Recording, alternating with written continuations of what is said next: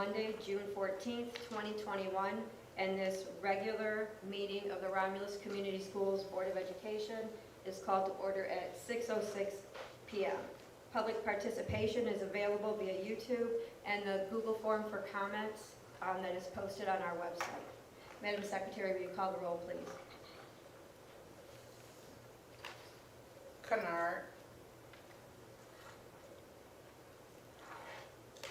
Kennard. Present. Terrell. Present. German. Present, Wayne County Romulus. Evans. Present. Bergeron. Present. Wester present. Piles. Present. We have a quorum.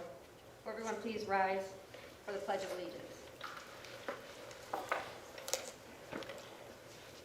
I pledge allegiance To the flag of the United States of America and to the republic for which it stands, one nation, under God, indivisible, with liberty and justice for all.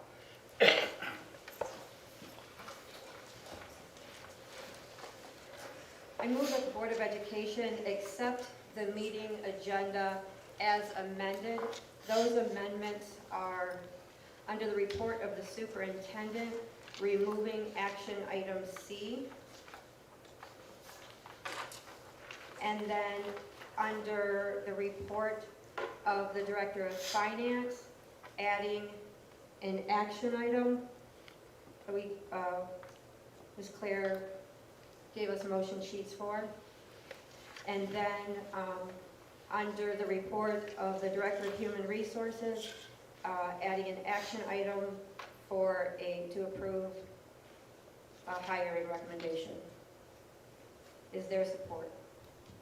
Support. Roll call, please. Terrell. Yes. Evans. Yes. Bergeron. Yes. Kennard. Yes. German. Yes. Wester, yes. Piles. Yes. Motion passes. So tonight, in our board packet, we have a resolution to return to in-person Board of Education meetings. So the recommended motion is that I move that the Board of Education, in response to numerous inquiries from staff and the community for a return to in-person board meetings, adopt the presented resolution to return to in-person Board of Education meetings. Is there support? Support. Moved by Piles, supported by Evans. The floor is open for discussion. Madam President? Yes.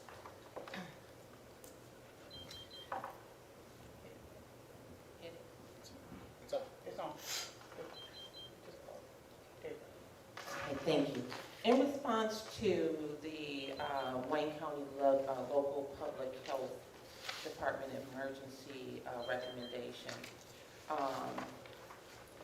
I would hope to consider, that we would consider the long-term ramifications that they have listed here and allow both the option to attend publicly or virtually based on the circumstance. And this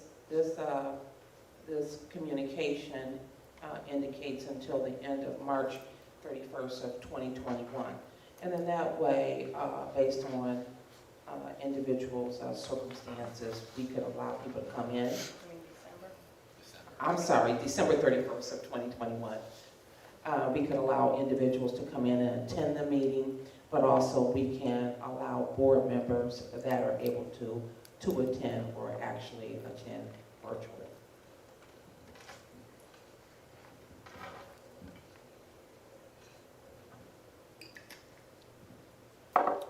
Any other comments?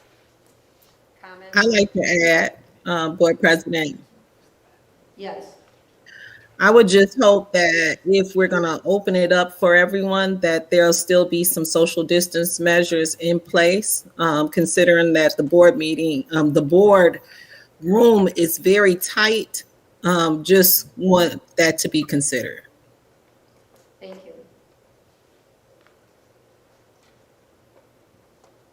I know that the city, I've heard, I haven't seen anything in writing, but we've heard that the city plans on opening up in-person meetings beginning July 1st. And we did follow the city and follow the county. I know that the resolution we're presented with opens it up to the public today, but with Ms. German's concern, do we want to, because the boardroom is small, if we open up for in-person meetings for the public, do we want to hold them at a larger venue such as here or another building where we're not all put in the board office and cannot socially distance? I would support that rather than the board office. The concerns I have heard have not been about opening to the public. They've been about the small space of the boardroom. Correct. Sounds like we should knock out a wall, Bill. That's a lot. So, and then the other thing is, I know that the people we have joining us tonight are people who are a part of the agenda. So if it please the board, before we open back up, can we meet and discuss what our social distance and what our guidelines look like when we open to the public? Will we need somebody there screening people who enter, or are we just going to not do that? How will that be handled so that at least whatever we're going to do, we're able to communicate that? Dr. Edmondson? Well, that was a Yes. question for me. Yes, like, will we screen public as they come in? Will somebody be, working that, or will we just open up? I would defer to you all. Seriously, I would defer to you all, whatever you're comfortable with. I'm comfortable, I'll speak personally, I'm vaccinated, I walk in the stores, I'm comfortable. When I don't feel comfortable, I put on a mask. That's me. I meant, do we have any, protocols for our buildings by the state, our school Oh, no, buildings? or right now Can they we still just have walk to. in? No, they still have to. We had people waiting outside the board today. Still doing it. Okay.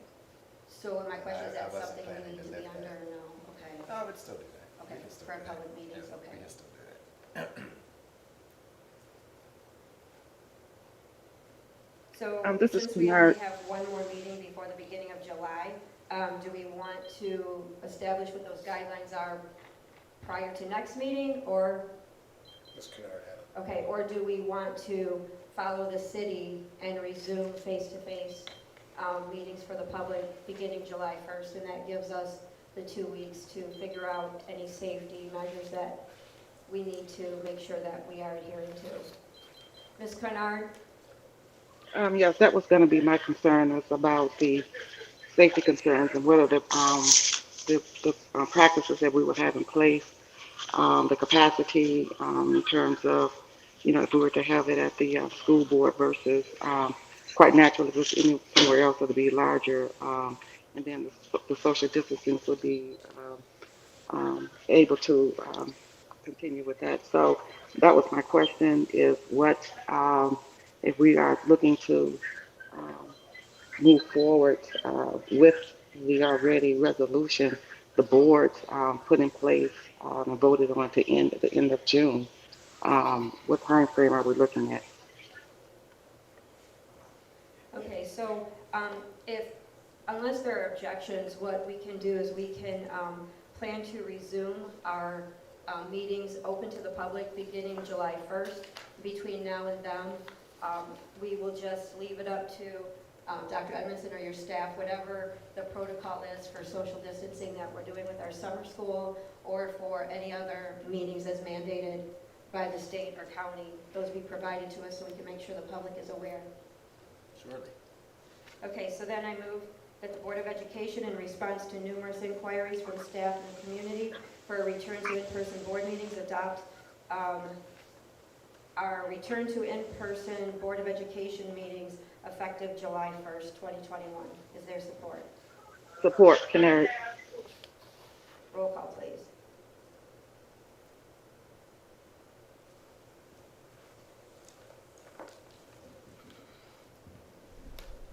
Kennard, Yes. German, Yes. Bergeron, Yes. Evans, Yes. Terrell, Yes. Wester, yes. Piles, Yes, motion passes. Now, the favorite part of the meeting is our student spotlight. And we are going to be honoring Troy Cranford tonight. He is a Romulus High School junior and a member of the track and field team. So, Mr. Cranford, if you would please come up here.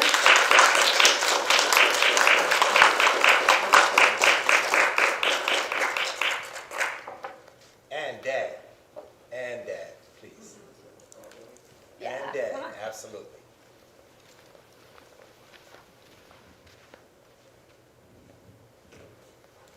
And coaches.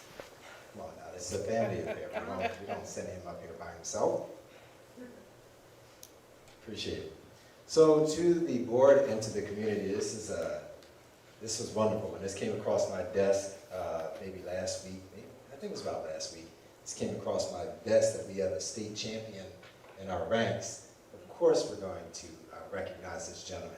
He epitomizes a student athlete, which I will address. But first, congratulations to junior Troy Cranford of the Romulus Boys Track and Field Team, scoring 16 points in the 2021 state finals.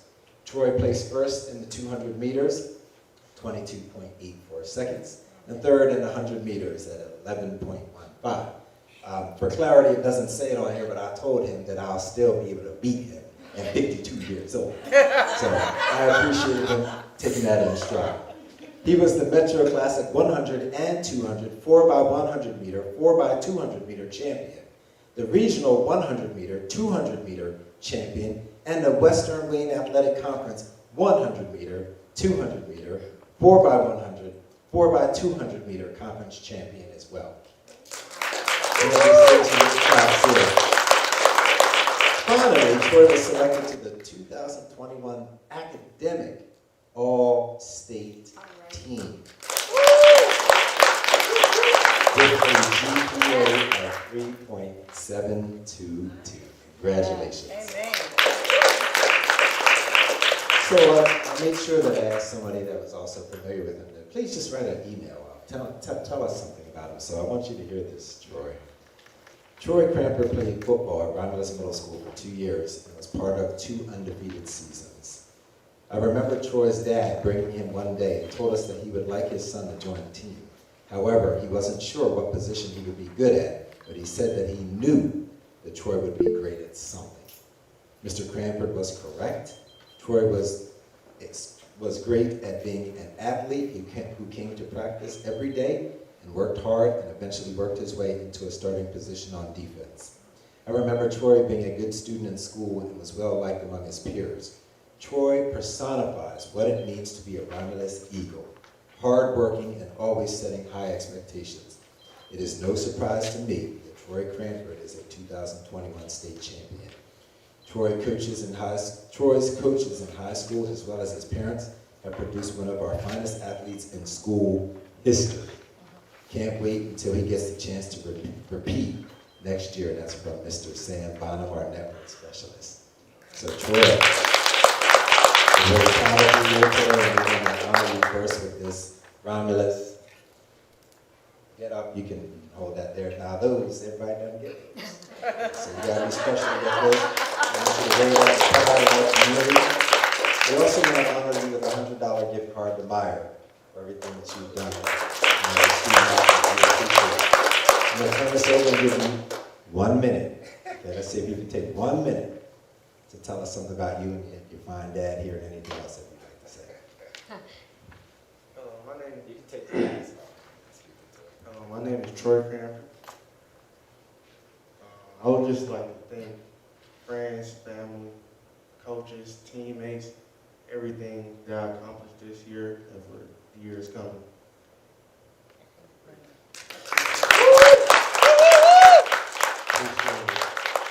Troy personifies the 5 Bs. I won't say it again. I think some of you know what the 5 Bs are. You have a few words for Troy? Yeah, put you out there. You A put few me words. out there, right? Maybe take a picture. We are honored to honor you tonight, and we are so proud of your accomplishments. It's not just competing in sports, but also your commitment to academic excellence and being just a leader in the high school and modeling that for your teammates, for your classmates. And you represent this district well. And as I said, it is our honor to honor you tonight. So thank you. And thank you for entrusting your child to us and for letting him be a part of our district. We are most privileged. Thank you.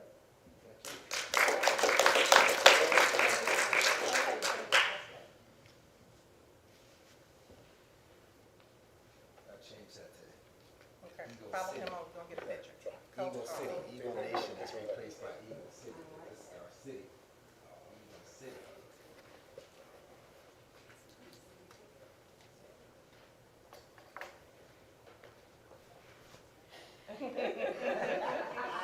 Still got it.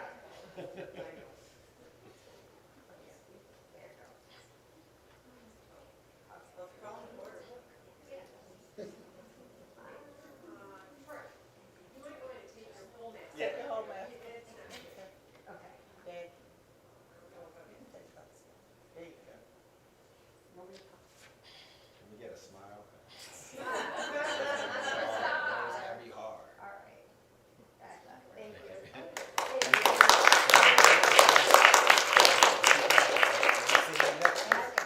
Congratulations.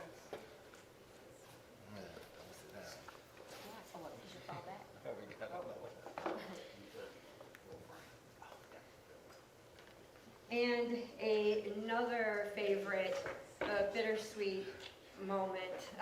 Next on our agenda, we would like to honor Julia Salerno, who is just part of RCS.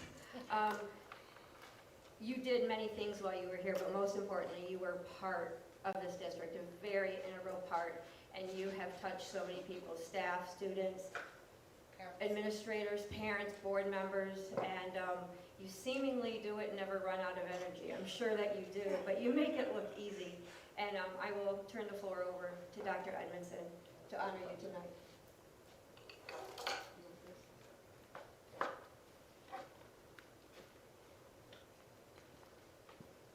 So I've had the honor and the privilege to get to know Julia Salerno in my 10 months here. She is the consummate professional. I've said that. She's authentic. She has tremendous integrity as well. It's just been an honor working with you. In my role, I don't get an opportunity to work with teachers that often.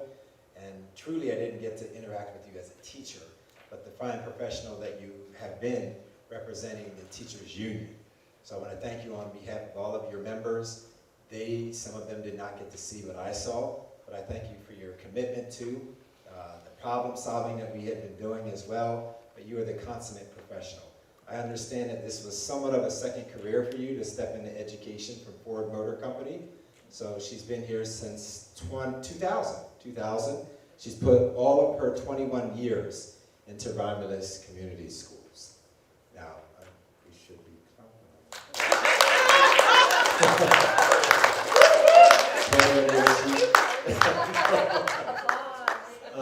she's also served as the secretary and treasurer of the REA, the Romulus Education Association. And, I wanted to certainly keep it brief.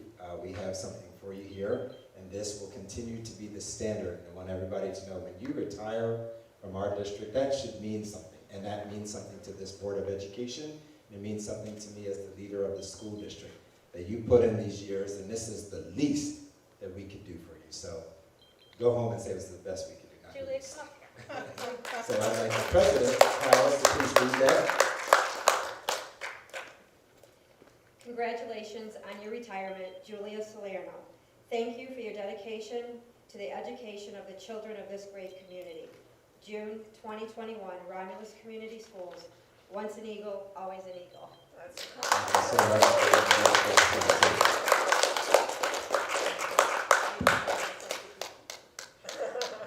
No, you didn't. It was cute. Debbie said, no, we have a substitute teacher. I said, no. That's a no. That's a hard pass. And it's not that I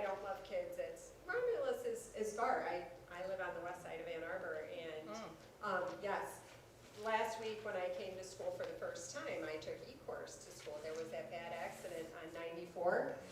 And I thought, so lucky that wasn't me, for the number of times I've done that drive and the number of times I've done it successfully in the snow or the ice. And I'm just happy that I've made it to school every single day. And any commuter knows, like if you drive further than 10 minutes, you're just happy you make it to school every day or make it to work every day. I was thinking about this today. Like, I'd like to thank the Board of Education, of course, for being true leaders and helping our school progress and be the best that it can be, because every community needs a school. And boards of education help maintain that in a district. And to our brand new board, at board office, everybody at the board office is new this year, almost, not you, David, and not you, Bill. But, you know, we've got a lot of new people, right? They don't know what lots of our historians, we talk to Carol Bales all the time, and, you know, she's our greatest historian. And, but we, in this room, there are a few of us, Lori and Sarah Carter, and myself, David, Bill Garland, you know, I remember the first day I met Billy going, wow, he's been here since he was like 19, I don't know, a long time. So we have history, I know, but this is our love, and the love of the district. And when I first came here, the superintendent told us we're a diamond in the rough, and I believed it. There was nothing that made me think otherwise, and I believed I was coming to the best district. I believe I was serving students in the best way that I knew how.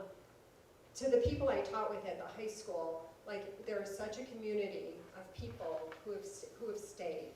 We've had new teachers, and you're always going to have new teachers, but my true friends have been here for a long time, and I don't think you can teach this long without having those people to support you and pick you up when you feel like there's nothing that's going to make you want to come back tomorrow, but you always do.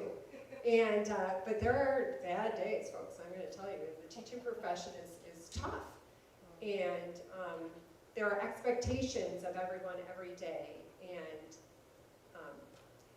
I was telling Mark on our way here, my husband, I said, you know, it's hard to feel like you're doing your best work, because you always feel like you could do more, give more, be better prepared, have a better lesson, be better, always. Like, I never felt like I was on top of my game. I just felt like there was so much more to know.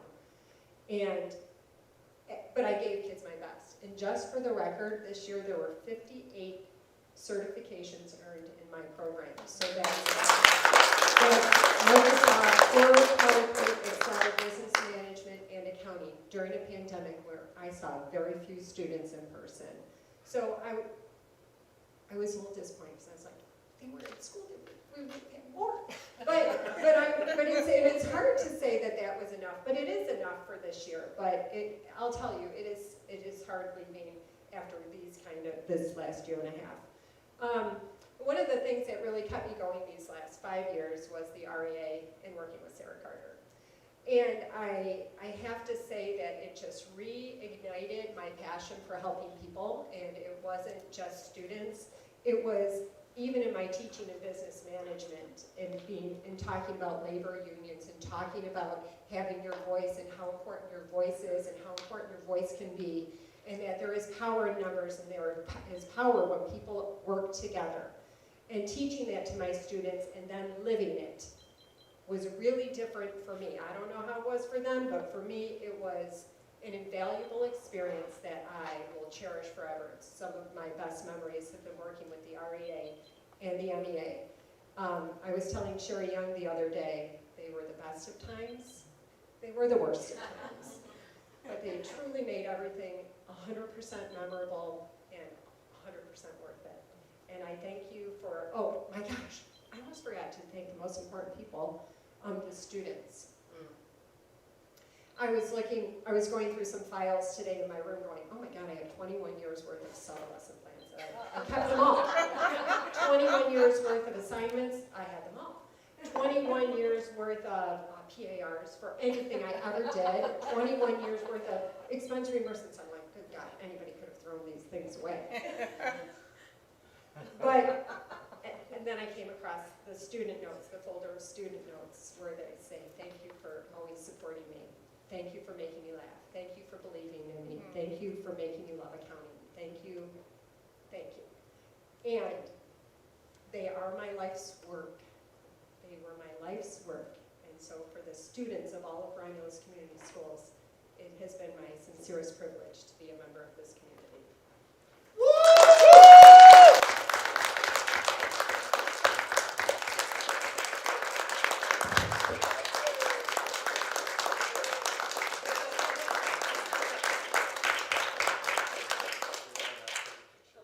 She can do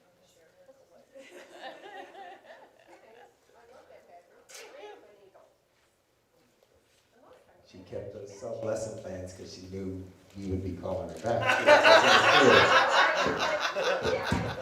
Well, I was thinking A sub about with plans? Oh my gosh. I was thinking about Robin Omi was one of my subs. Oh, that's a. Yeah, before she was teaching.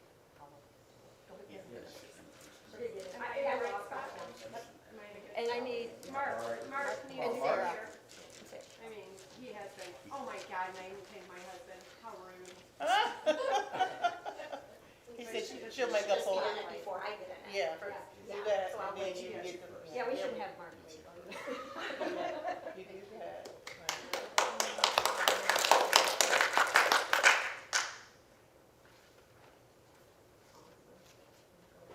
We're gonna put up the Anita sub, we're gonna take this I know, picture right? here.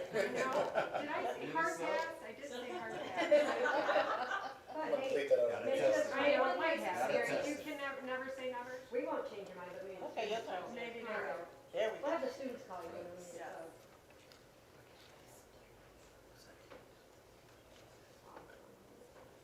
Okay, now I just need these two. It's like I'm a wedding picture. Oh, there you There you go. go. Yep.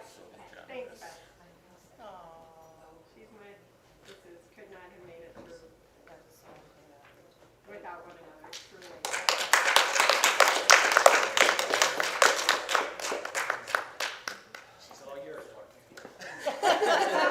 He said, thank you.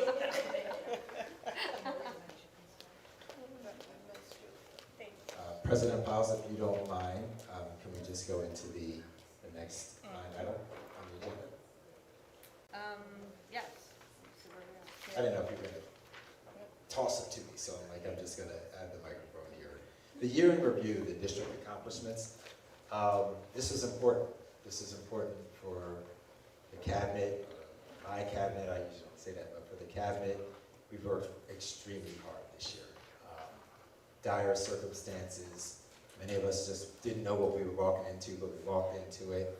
And then we also had the stability of having a couple people there who could tell us what we needed to do and helped us with the direction. This might take a little bit of time. We tried to narrow it down to 3 slides. Some of us went over, but I said we don't have to read everything that's on the slides. But this is about demonstrating what we have been able to accomplish this year. And that's what this is about. I expect it to be given to all of our staff members. It'll be posted on our website.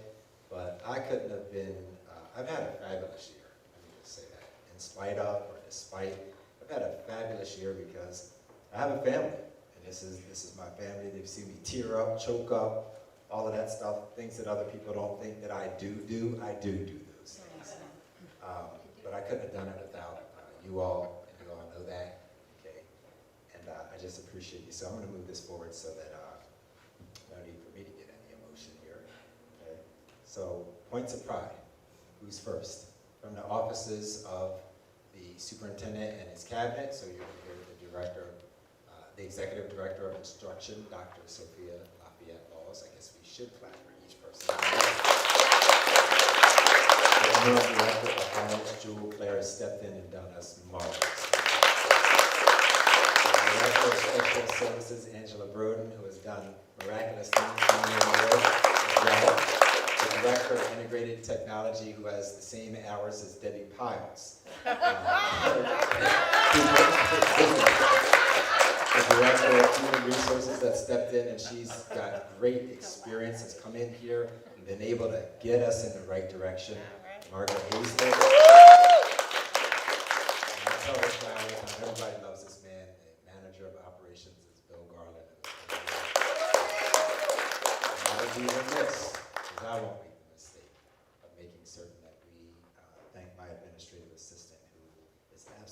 right hand, who I thank the board graciously for allowing me to bring her, because I know what she does to me and for me. She is absolutely a compliment to me. All right, who's first? Set the tone. Sophia, Dr. Laws, DLL, my board briefs. Does she need this one? Yes. Hi, everyone. Keep it rolling now. Keep it rolling, so everybody knows. I feel like I've spoken a lot this year for the 7 months that I've been here, so I'm going to try to go fast and give, all my colleagues the time.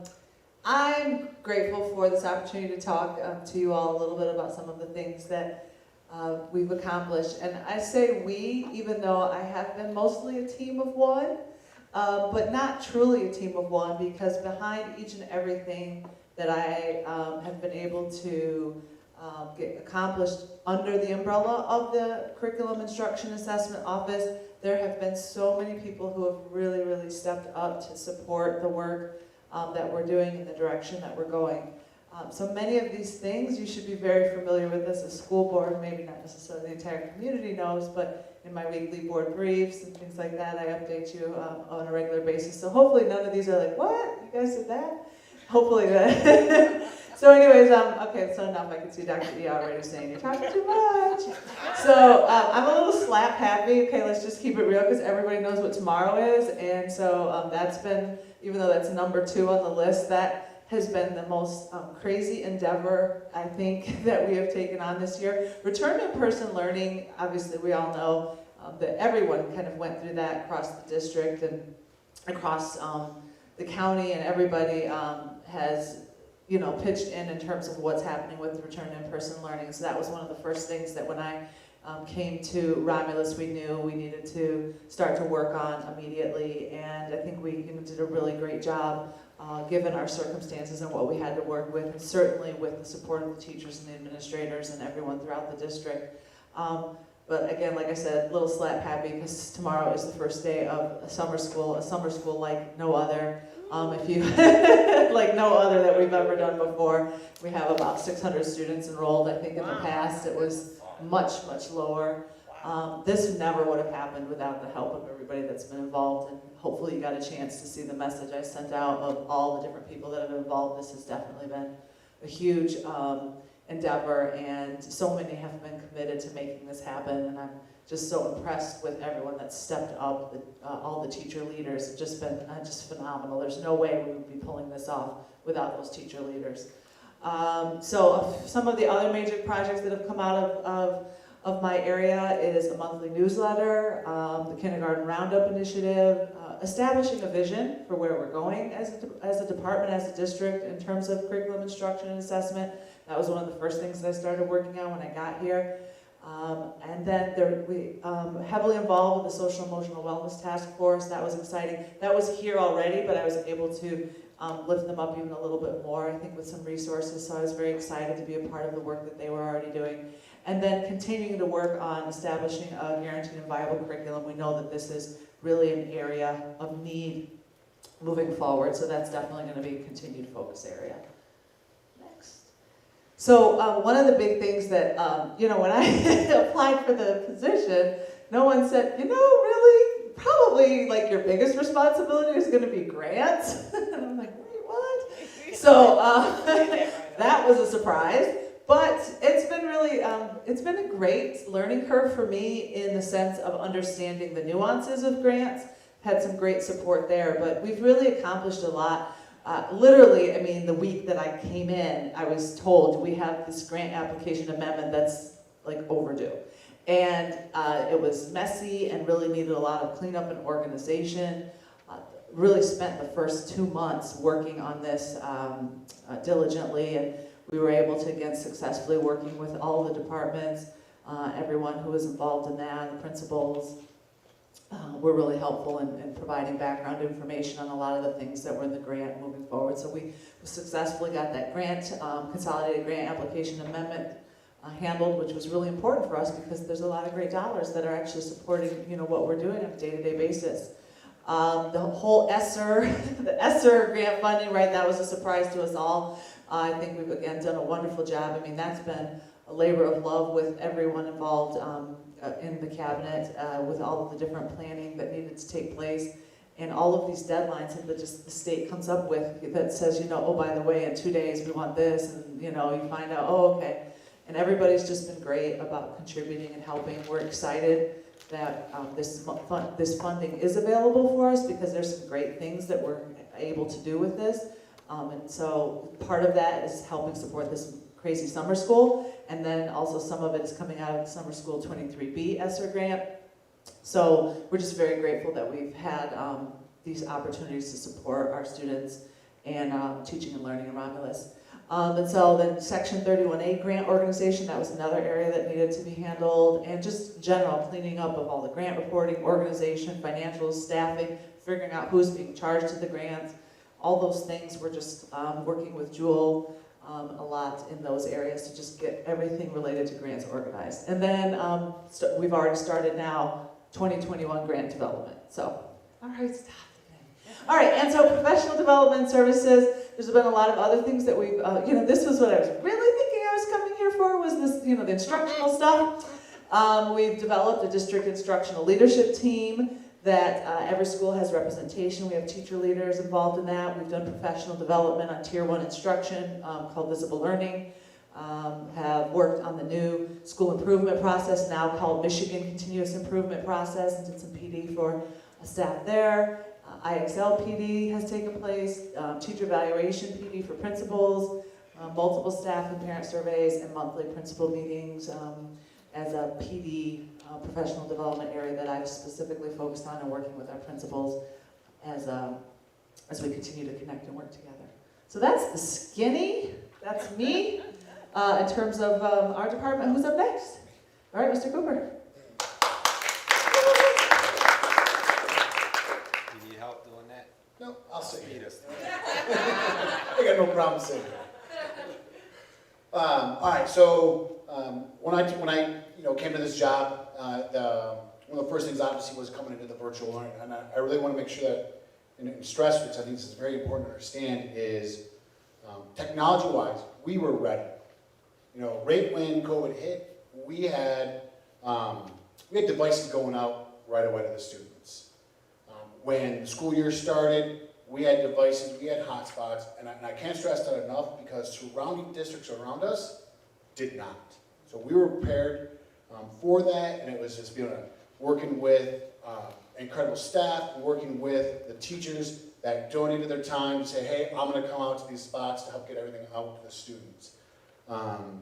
And we actually had the ability to do all of this through, at sometimes teachers working at home, sometimes teachers working here, to be able to say, hey, you know what, we were able to give devices out to out to the staff. We were able to give some extra equipment that they needed to make things happen. And one of the big points there, I know it's a sub-bullet there, is we never ran out of Chromebooks or anything, need devices for any students. Okay? Trust me, there were a lot of broken devices. Okay? So we had more than enough, and again, I can't thank my technology staff with me because they were working round the clock. Device would come in broken, they'd get one fixed, we would get parts to go through with it. So they were unbelievable with that. Kind of going into some big art infrastructure. Again, this is where I could get a little geeky with this, but I won't. I'm going to kind of go through this kind of fast. Making sure it's all scheduled to get done this summer. We've already approved a lot of it, but just making sure you understand. We're doing a complete fiber line replacement. Again, for people who don't understand, that's the lines that go from building to building to building that give us our internet. We're actually improving them. We're rerouting some things to help make life a little bit easier for everybody. We're also, over the summer, we're going to be replacing all of our Wi-Fi access points to integrate a better system. And we are bringing back on-site is our data. It's not only bringing it back, we are actually doing a 100% complete replacement of our server and upgrades to kind of get us back to where we need to be forefront with our technology. And to kind of go along with that, we've been doing a lot of data switch upgrades so that we can handle some of the new speeds. Because again, with the fiber is actually going to increase speeds, actually a 10-fold increased speed for our students and our staff. to make sure, even though, we're potentially gonna be, face-to-face, we're gonna be face-to-face in the fall, but internet is always gonna be needed, and we don't want any bottleneck happening there. To go along, to continue with the infrastructure is we did renew our, kind of our district-wide Canon printers there. We're trying to get a rein on our printers, throughout the district. A big aspect right now, not right now, it always is, but it's coming to the forefront is cybersecurity. And some districts in the state that have actually been hacked actually is through their printers. Okay, so we are going through and making sure we have everything under control. I might not be the best friend of some teachers that want to bring in their printers and just connect everything, but it's done for a reason. Going with the virtual is making sure we all understand we have had our one-to-one. It's been a couple of years in the making, but every student in our district does have access to a Chromebook. Students can participate in the take-home program with that. Through all this, we actually issued out almost 300 hotspots to provide internet to families. That was huge. We provide always-on protective bags with them. Kindergarten students actually have something called Chrome tablets, not iPads. We're getting away from those, okay? But actually Chrome tablets. Even our GSRP program was able to participate in our one-to-one program. We had enough devices to be able to aid them. We've always done continuous hardware repairs. Again, I gotta say, with my technology staff of Roxanne, Sam, and Dan, Ryan, who's not with us, they were able to handle not only the help desk tickets that came in from staff, and there were a lot, but also the new help desk system for the parents and students. To kind of put this in perspective, just last week, we had our 1,000th student and parent help desk ticket. Think about that. 1,000 tickets, requests coming in a school year. Wow. 180 days of a school year. Put that, in perspective.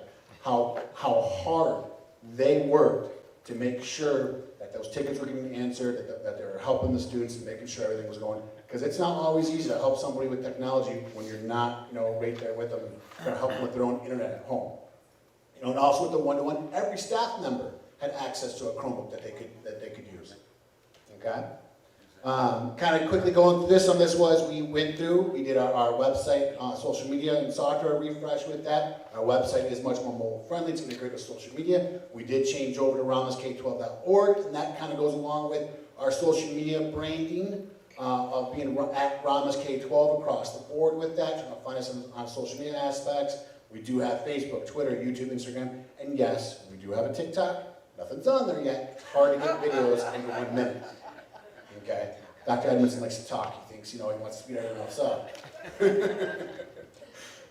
And we have integrated the use of Clever. Clever is something to make sure that we are syncing across the board with all our integrations that we've got going on. Right? And just recently we did, in every elementary classroom that has staff, or has a teacher in there, did have a 75-inch smart board installed in there. Most middle school and high school classrooms had that. We're working on the funding to make sure we have that, to get that all the way for next year. Along with the smart boards and the 75-inch TVs at the secondary level, each of them have a Chromebox and a wireless keyboard. You kind of see the aspect that we have here right now, so they can interact with them, and do everything that they need to do with their presentations and getting the students involved. All right.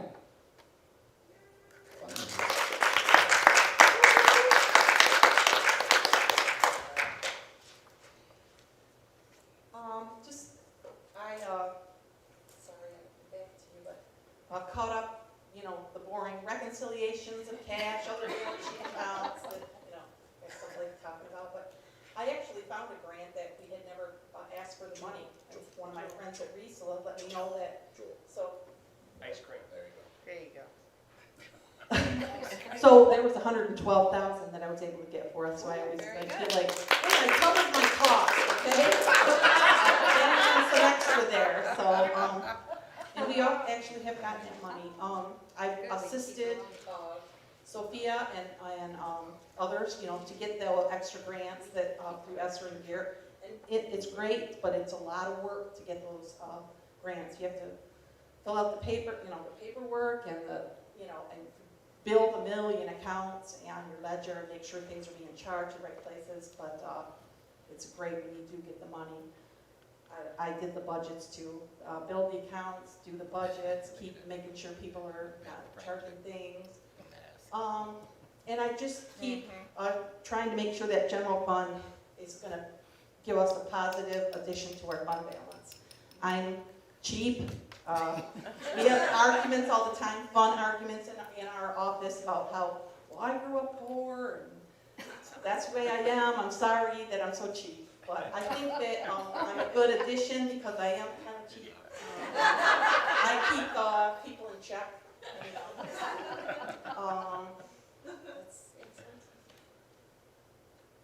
I was able to get food service income that had been taken away from us for last year, and we should have that back. I got that money back for us by doing some extra reporting. So that was pretty good. I've been able to train the business office personnel. We provided department budgets so people can look and smart, and we're going to do more training this August when the principals come back and the secretaries come back, so they can look right online and see where they are with their budgets and how much they've spent and how much they have to spend. Also, GSRP and adult ed pretty much had been ignored. They now know that we're supporting them at the business office. They can come anytime and we go over their numbers, and anything that they need help with, we support them now. Basically, I cleaned up the accounting for the grants using the correct grant codes, not the ones that were written on an index card that someone thought of years and years ago. And I work with food service too on the grants that they have and on the policies of requesting funds. Huzzah! Is there any more? Did I do that? That's it? No. So I support, Yes. Margaret does all the work, like and I just, if she needs any help with numbers or something, I'll help with that. Any kind of financial data, if someone needs it, they come to me and ask, and hopefully I'm pretty nice about it. I prepared that L469, I actually called it L4029, but that was difficult for me because I'd never done it before. I reached out to several business managers and the state to help me. We put in an ad in the paper. They'll be shown the next two cycles of the newspaper to support our budget. Our website is compliant with transparency. The state actually called and told us that how they liked our website and how we are 100% compliant. And we refinanced the bonds this year, and that is a lot of work. It seems like you have all these consultants doing it, but they're bugging you all the time. Paula too. Our accounts payable, is all paid up, paid up to date. I mean, we don't pay them early, but everything's paid. There's no nasty calls coming in. And we have an approval process before they go out. And actually, I work with a lot of districts, and we're very electronic. All of our purchase orders go through the system electronically. We don't do paper. Everything has everything attached to it. So 3-4 years down the road, you want to know, there's an attachment. You click on it, and there it is. So the district is very electronic, very, I don't know, good that way, so that we can always see what we paid and why we paid it. Is that it for me? Okay. I just wanted to mention why I'm here is I'm retired and I came in to help, and I have fallen in love with the people in office. It's kind of weird. I love it. I've been sticking around because I just love them. We are, and I mean, Dr. Edmondson says this, but we are a team. And if I'm in trouble, someone will help me, or I'll help anybody else who's in trouble. So thanks for having me around.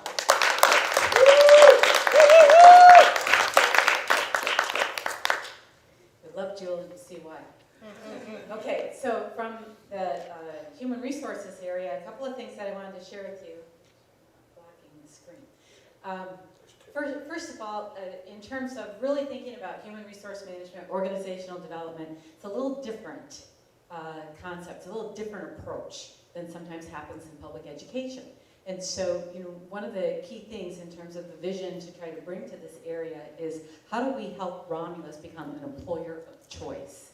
What's an employer of choice? That's where people desire to be employed by us. That's where they're knocking on our door, trying to figure out how can they get into our organization. That's what we want to create. And how do we do that? We do that with an outstanding employment experience. So how do we make this a really great place where people rave about how awesome it is to work here? We need to have a commitment to excellence. We have to have a commitment to customer service. And that looks like intentional recruitment.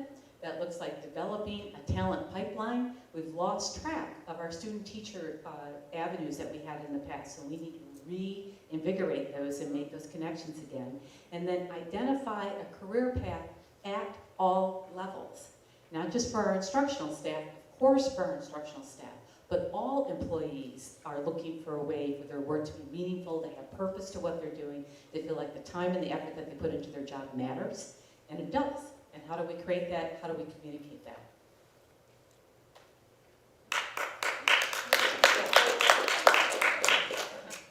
And then in terms of a couple of things that we've been able to achieve in the short time, and I've also become a department of one, but not for long. So it's important in the labor relations realm that we were able to secure our contracts, to make that happen with all of our unions. And the way that we go about doing that is also important. It's not just the what, it is also the how. And so making sure that we had training and development opportunities for all groups, that we built that in so that we can start that path. Developing a strong rapport with the union leaders involves being a good listener and also problem solving, returning phone calls, and keeping your word, doing what you say you're going to do. In the recruitment area, we've been intensely recruiting and hiring for summer school. I call it summer school intensive because I think that's what it is. And then a couple of other things there, that are listed here. Finding the proper avenues in which we can post our positions. So, we're beyond the days of just putting it onto the AppleTrack online application program and thinking that people are going to come and find us, right? We need to create a pathway there for them to find that. So one of the things that Mr. Cooper helped me with is just calling a job opportunities button on the front page. When you come to our website, bam, it's there. It's easy to see, you know exactly what it is. You're not hunting around, trying to find the HR department and trying to find where things are. Boom, it's right there in the front. That's where we want it to be. We started to monitor and screen our job applicants, which that means for the hiring managers, for our principals, that saves them time. And they can now move on the candidate pool instead of spending some of their time and energy trying to screen through people that really meant to apply for a different job. And then the other thing that's important, we're communicating with our applicant and candidate pools. We have the tools and the mechanism to do that, but we weren't in the habit of doing that. So we let people know, where are you in the process? What are the next steps? What dates are we looking for you to reserve in case we move you forward for your candidacy? That helps us keep the process moving, which is important. And then payroll and benefits. Oh my goodness. Oh my goodness. I think it was day 2 that Dr. Edmondson said to me, Margaret, how would you like to manage payroll and benefits? I would really like you to do that. And I said, well, okay, so it's been a while, but sure. And then, oh my goodness. So, good news is that we've corrected multiple payroll and benefit errors, that have really been able to achieve that wonderful opportunity that our governor gave to all educators with respect to the hazard pay with the grants. And we really struggled as a district in terms of what we submitted, how we submitted that. So being able to advocate for that, to ensure that all of our teachers and support staff receive those grants, their checks are still coming. But we've been approved, so that's a really big deal. And then also trying to find in another avenue for accuracy, we've been exploring more efficient timesheet options than what we currently have in place. We haven't found the right solution yet, but we're on the track for doing that. And then in the, what I consider the personnel management, HR management area, we're really looking to advocate for streamlining transactional tasks. So that means every transfer, every placement, how can we do that more efficiently so that we have the time available to us to do the augmented activities that we need to do? Also done some coaching with leaders on addressing performance issues, made sure that all the evaluations were completed for all employees, all positions this school year. And these are just the beginnings of those kinds of things, simplifying the offer of employment communication, improving and creating job descriptions and job postings that are more reflective of who we are today.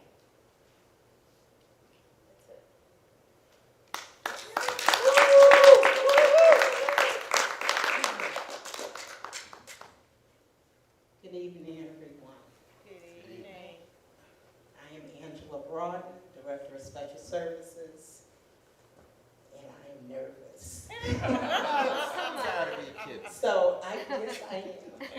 So I will start off talking about one thing that I promised when I received this job, and that was trying to make sure that I hired staff to work for Romulus Community Schools. So that was a goal of mine, and it still is a passion of mine. So I am proud to say that for the 2021 school year, we will have our own school psychologist who will be coming to work for Romulus Community Schools. And also something that's very dear to me is our English learners. I don't know if you know this or not, but it is very difficult to find a English learner teacher, a certified teacher, to work for your district. Well, Romulus will have one coming in 2021-2022. And this school year, I was able to hire another social worker. I felt that it was very important and dear to me that our children had more than just 2 social workers for the entire district, which gave them over 60 student caseloads. I thought that was too much, and I didn't think our children were getting what they needed from us. So therefore, I was able to hire Mr. Alan Johns as our new social worker. And along with that, Mr. Alan Johns will be working with me coming the upcoming school year to help train teachers, social work teachers from Wayne State University. So we will be doing a partnership with them. And also, Ms. Paige Mall, she has joined us as a speech and language pathologist.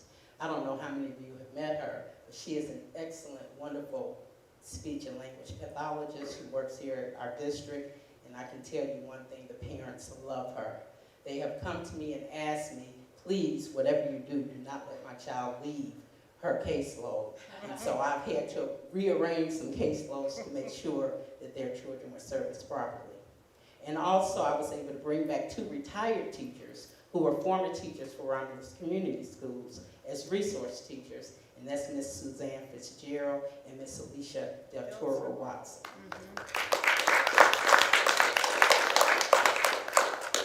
Next slide. Now, the pandemic EBT, I will never forget the day when Dr. Lyles came to me and mentioned the PEBT, and I looked at her and, what? And she said, well, this is something you have to work on, and this is going to be very important. And I'm like, okay, well, I don't know if you know, but I would try to help out wherever I can. And so I took on the pandemic EBT. I walked in on this project with only 3 days to get it done and to submit data from September to February, but it was done, and our parents were able to receive their pandemic EBT for September to February. And then after that, I continued to verify and make sure parents could receive the monies that they needed to receive.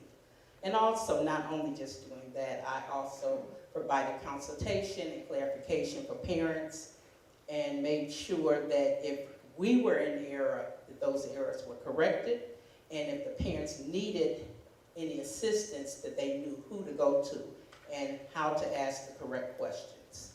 So that was another project that I took on. Thank you, Dr. Lyles. And the last thing that's also very true and dear to me is IEP data. It's very dear to me because, to me, our children need the services that are due to them. And so in order to do that, I personally feel that we must make sure that our staff are trained as much as possible and also given the support. So I looked at data from 2020 to 2021, and I know some things might not be very important, or we might have not significant gains, but to me, we have gains.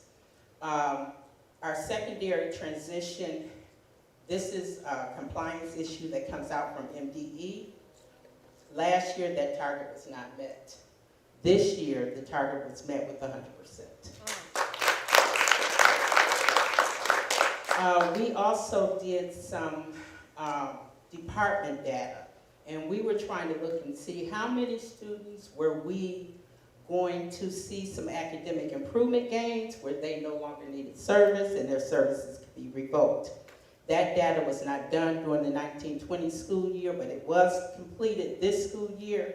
So we were able to release 5 students who showed academic gains and no longer need special ed services, who do not have an IEP anymore. Excellent. And the last data is from MSDS, and that had to do with timely IEPs. Again, something else that's very dear to my heart. Last year, we compared spring to spring. Last year, as you can see, we had 6 IEPs that were out of compliance. This year, we only had 3. Thank you so much. Thank you. Ms. Brodin, I would like to thank you for the work on the PEBT. I remember I contacted Dr. Edmondson one day, and I said, hey, what's the status of our PEBT submissions? And he's like, Piles, what? I said, it's the governor of Michigan has determined Romulus Community Schools students are eligible for this food. All we have to do, coming from someone who doesn't know what all encompasses, all we have to do is submit the data. And he's like, Piles, we're in a pandemic, we're going back to school. And I said, but we've got hungry kids. And and he's telling me, my staff is working, doing this. I'm like, but we have hungry kids. And we went back and forth. So I thank you for that. I thank you for that because, and I want to put this to those watching us, and this be on the record, that was dropped in your lap, and I know, Dr. Laws, Dr. Edmondson had come to you too, and central office had to adjust to do this, but thanks to what you did, just that first disbursement that our families received the end of March, beginning of April, because of what you did and navigated, that first disbursement, students in Romulus Community Schools received $2.1 million of grocery shopping dollars. So thank you for that. Thank you.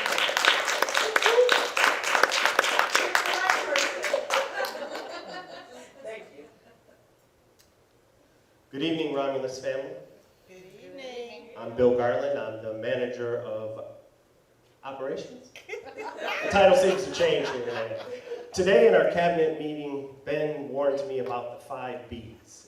And then he hands me a mic. So go ahead. It's interesting that if any of you have caught on, this is the state of the schools. And for me, the last 10 years had been a titanic struggle from the time when we went into deficit spending on up. And I don't want to relive those times because I have such a positive outlook. So when Dr. E asked us about our points of pride, obviously I got some to discuss with you that are in a facilitative nature. But one of the biggest things for me is executive presence. And it started with Dr. Edmondson coming on board and then aligning this team that he's put together of outstanding individuals. I just happen to be gifted to be a part of it, and I'm grateful for that. But I think you should know that he has a unified team. And I'm not going to say that we don't sometimes have some difficult struggles with each other. But that's what families do. But when one of us as Jewel mentioned, is falling apart, everybody rallies and we hold each other up. So from the office of the manager of operations, some points of pride for us were the bipolar ionizers. Now, I can't say that without saying Jeff Marfa.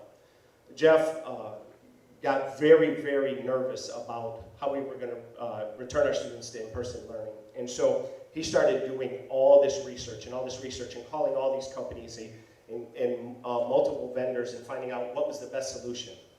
And this is what we came up with. And they are cutting-edge technology, which are now becoming a part of industry standard. They're being put in every unit now. And even after COVID's gone away, and we can feel it losing its grip on the country and on the world, these things are going to help our children and our staff with all levels of good quality air. And you know, it says it itself. They neutralize viruses, bacteria, VOCs, funguses, mold, any airborne contaminants, pollen, any of those things. So they're just going to be something that we'll have for a long time. Then with the COVID preparedness, I know Sophia, she's caught up in what she calls Dr. Laws. I'm sorry, I'm a little personal. Dr. Laws, she's caught up now with what she's done in summer school, but oh my goodness, what they achieved in preparing us for in-person learning. So whether it was food deliveries, transportation,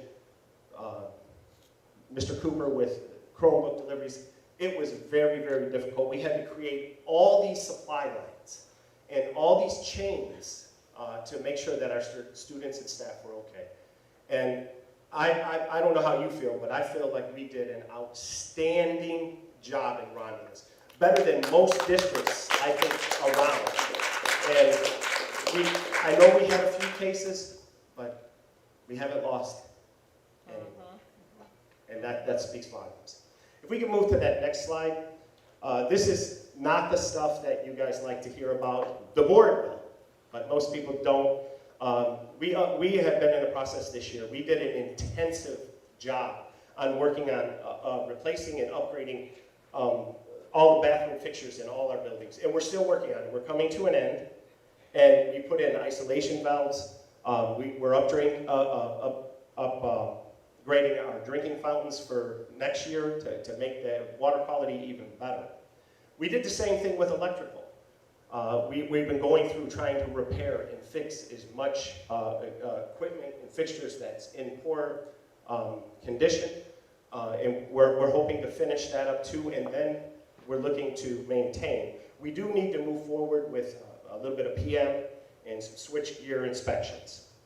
Now, with the HVAC, we're still going to move forward with some ESSER's grant money to do some UV lighting, where it's already in the process. We're looking at it for the condensing coils, and that helps with things like Legionnaire's disease and things that the COVID would be before that. So we want to take care of that. And then you guys, we're relining all the pans in our condensing coils.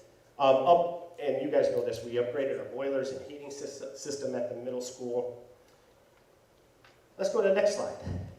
And I mean, all of us, any one of us could give you a list that would have drug on the floor because Ben pushes. That's not a joke. He wants excellence. And so he pushes his team. He pushes them to do as much as they can every day. But I think it's made us all better. I think it's made us all more unified and better. So from the secured entry that you may have entered today, still needs a little more work. We're pushing the vendors on the grass because they didn't finish it right. The new parent drop-off at Barth, which should be the standard for all our schools. The new marquee sign in the front, which every building will have one by the mid to late fall. Now we'll have a electronic marquee sign. We've done roofs on the cafeteria here, on the pool. We've done the board office roof. We had done a few prior. We're going to look at doing even more this year again. Coming attractions, we're going to discuss it tonight. I'm really excited about playgrounds and a weight room. Some stuff that's not so good, that's not so exciting to talk about, blacktop repairs, but they're important to me. And I guess the board might deserve a new table. Since that one is from 1970, yes. Your lumbar needs it. That table is from the 1970s, and it's actually become a little bit dangerous, so we have to take care of them as well. Now, I'd like to turn it over to our fearless leader, and I'm going to give him the same advice. The 5 B's, my brother. Thank you. So much to say, and I will keep it brief. But when I was sitting here, I went straight to what I told my father. Many of you know I didn't grow up poor. My father did. So we would have interactions where I had to remind my father that we're not poor anymore. We're not. Poor is a mentality. You can get stuck in it when you're making good money. That's the conversation I had with Joel. But then I flip it and say, don't our kids deserve? Don't they deserve what we have to give them? Okay, what do you get for saving all the money? We're a nonprofit. Okay, we're not supposed to save. Okay, but we will certainly make certain that when a rainy day comes that we are prepared for that. And we have made certain to do that with our fund equity. But I'm not going to sit here and pretend that I'm going to give kids anything cheap. I don't think teachers deserve anything cheap. I don't think the cabinet deserves anything cheap. I don't think the board deserves anything cheap. Why? Why would you give somebody something cheap when you can give them something good that's going to last? And that is my philosophy. Okay? I'm going to talk about me real fast. If you didn't know I was a change agent, I said don't hire me. Do not hire me if you're not looking for a change agent. Okay? Now, one of the things that I do, I understand my role as the superintendent. But I also understand, because I've been in this community, that the community doesn't, they have a real strong opinion on what a superintendent does and does not. And you know what? That's why you had 7 superintendents in 8 years.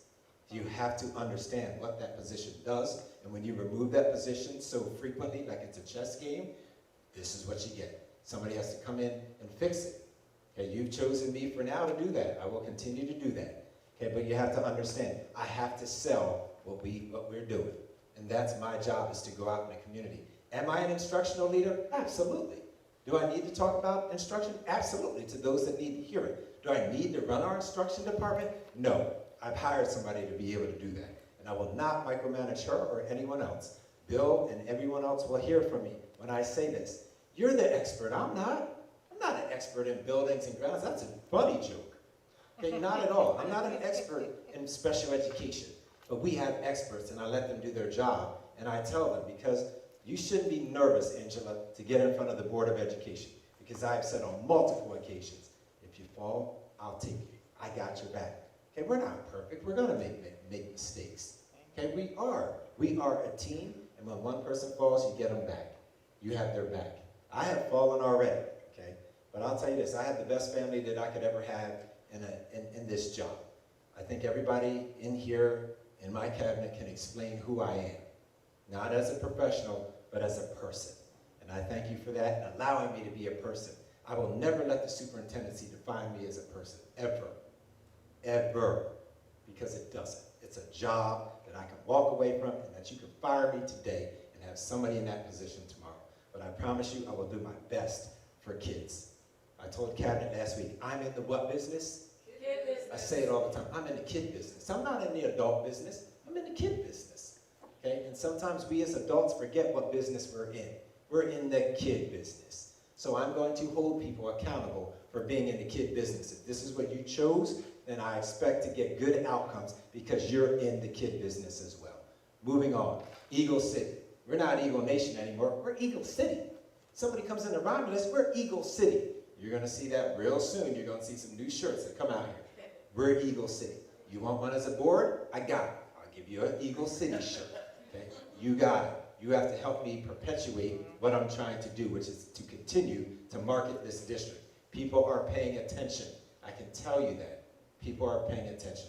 At the State of the City address with the mayor, I felt like it was our state of the city. Okay? And it was in some respects. But it's intentional. There is an intentional plan. Moving on. I started from day one, and this is what I did. When I interviewed, I told you that students would be the #1 priority, and they're in the circle, in the middle of that circle for a reason. Everybody else's job is to work on the kids' behalf. So I have that for you because this has not changed. This has not changed. I haven't changed.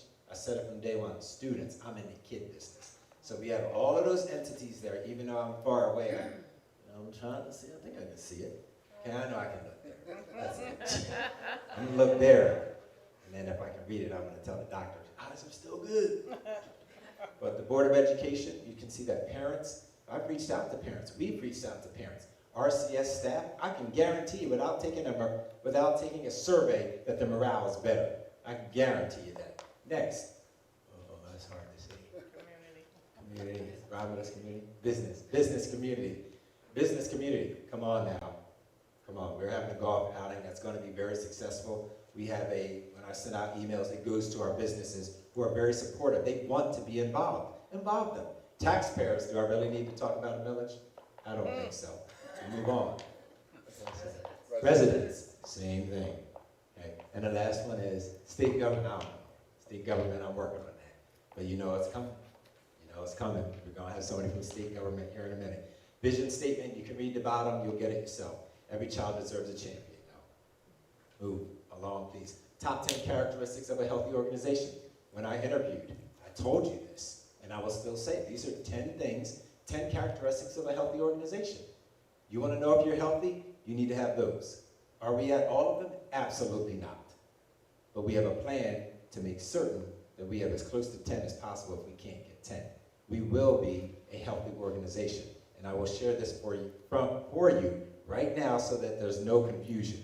We were not a healthy organization when I walked in here. We were not. I won't let anybody tell me otherwise. Okay, moving on. The well-being of our school community is our purpose, priority, and passion. I've said this from day one, and I will continue to say that. Leadership qualities, when you walk into the room, walk into our office, this isn't about me. This should be about all of our leaders. And I came up with this because I know all of our leaders exemplify these. Not individually, collectively. That's the collective. We're only as strong as we are because we are a collective group. Moving on. That's how you show it. That's how you move through a slide. Just move on. Ongoing communications, just for you. Weekly cabinet meetings. Bill said it the other day. We never had them. I look forward to every Monday. Not for the board meetings, but for the cabinet meetings. Just so we're clear, I don't want anybody to leave here thinking the wrong thing. Weekly cabinet meetings. What do we talk about? We talk about kids. We talk about moving this district forward in the way that we know that we can, in the way that the manner that we can as leaders. Everybody understands. Leaders make a difference, but you also have people who have to follow you.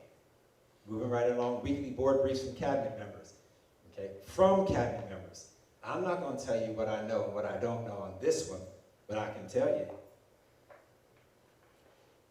Weekly board briefs. That's all I'll say from cabinet members. Soup Scoop, monthly publication.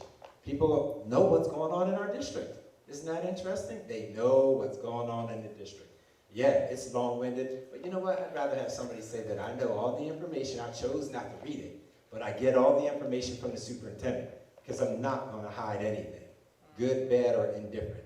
Mystery guest. Today, we had somebody who was our mystery guest. I'm really sad for her, okay? And I can say her name, Patty Locklear, 35-year vet, driving buses, whose brother is ill.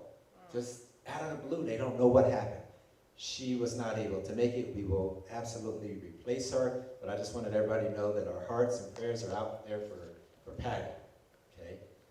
Mystery guest is about highlighting people in our community who many of us don't know, but they put 35, 25, 10 years into our, just 1 year into our district, okay? It's not me just coming up with something. It's somebody saying, hey, did you think about this person?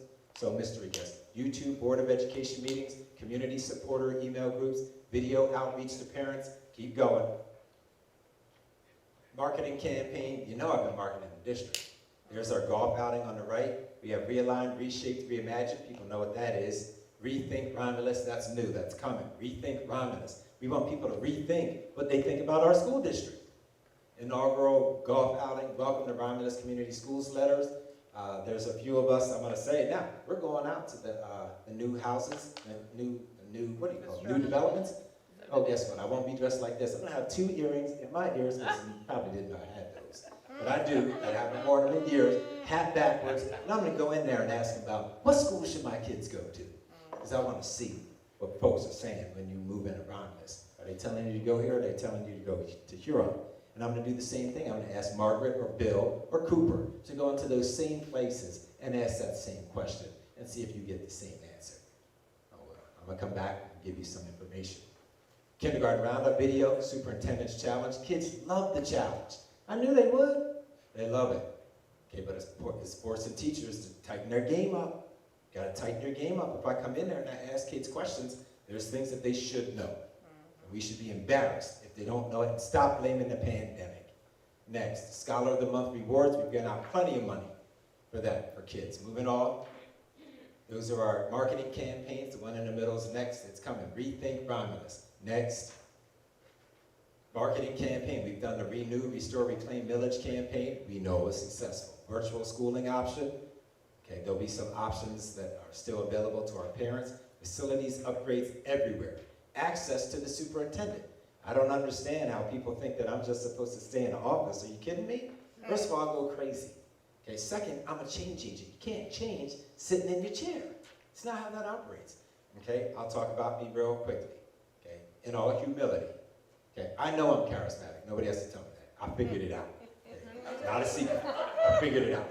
Okay, so I know that. So I use that charisma to get people excited about what we're doing. What you can guarantee from me is that I'm not going to lie to you. I've already been through that stage, frankly. So I'm not going to do that to you. I'm going to be just as open and honest about our school district, where we need to go, where we're at. Where we're at, where you need to go. Access. I went out with a couple of people 2 weeks ago, golfing. You know what they did? They were teachers. Teachers who were thrilled that the superintendent's out with them. I'm a regular guy. I've said that from day one. I have a position. I know I can lose it tomorrow. Okay? I'm very blessed to have this position. But people need to have access to ask me questions and feel comfortable that I'm going to give them the answer. Correlates of effective schools. Now, I should poll you and see if you can get 5 out of 7, but I won't. Moving right along. Positive press. How's that for a change? You get some positive press. And lastly, retirement recognitions. Okay, we have to promote the people that have given their time and sacrifice for our kids. Next thing, and I'm about to finish up, I can just feel it. Leadership, building the RCS team with decisiveness. Decisiveness. All of those positions here are positions that were filled, or those are positions that are coming. Okay, human resources generals. What? We're getting really heavy at HR. Okay, you're right. You're right. So we're just going to wear this lady out. We're just going to wear her out and let her leave. Huh? That's what we want to do? When she has to do 2 or more grievances, then what? What are we going to do when somebody asks a payroll question? Come on now. We're doing things that are in the best interest of our students and our staff. I thank the Board of Education for supporting me and allowing me to do my job. The minute that you don't think I'm doing my job, we can part ways. I'm okay with it. If you don't think that I'm doing it at a high level. I don't need anybody to tell me that. I appreciate it. It's support from you when you give that to me. But I know who I am because of my father and my mother let me know who I am. I don't need anybody else to tell me. I'm good on that. I will continue to serve this district faithfully and with due respect to everyone that I can. And when I make a mistake, please let me know and I'll try to fix it. Last one. Stole this from the mayor at the State of the City. The leader is one who, out of the clutter, brings simplicity. Out of discord, harmony. And out of difficulty, opportunity. Thank you.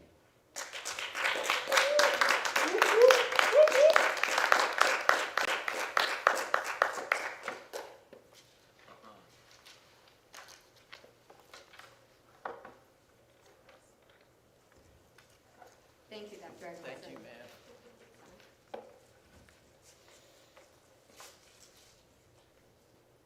And now we're going to start our meeting. But no, that was all wonderful stuff to start our meeting with highlighting our students, our staff retirement, and then our points of pride for this year. Thank you, everybody, for everything that has been done and for taking time to highlight that for us tonight. Thank you, Dr. Edmondson, for having that. Now we are on the consent agenda. Keep in mind that we've pulled off the administrative assistant from the consent agenda, and it will go into the report of the HR director. All matters listed under the consent agenda are considered to be routine in nature by the Board of Education and will be acted upon by one motion. There will be no separate discussion on these items. If any member of the board or any citizen requests discussion of an item, that item will be removed from the consent agenda and will become the first item of business under the report of the superintendent portion of the agenda. And on the consent agenda, we have the approval of minutes, and you can read those dates. We have the approval of bills for payment as submitted by Interim Director of Finance Jewel Claire. We have to approve personnel actions as submitted by our HR Director, Margaret Hazlett, for our summer school positions, paras, and other collective bargaining unit positions in teaching. And then we have a resignation of Linda Flores. I move that the Board of Education approve the consent agenda as amended. Is there support? Support Kennard. Moved by Pyle, supported by Terrell. Roll call, please.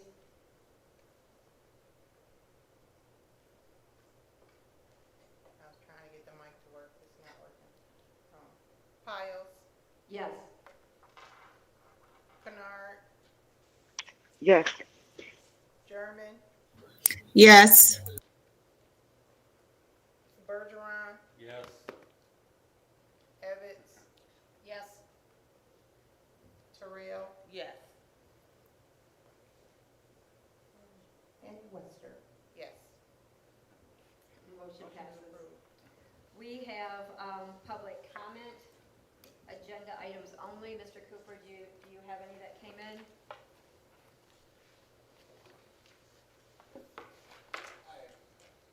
Two that I think is put in the wrong spot. One actually is from the Raza.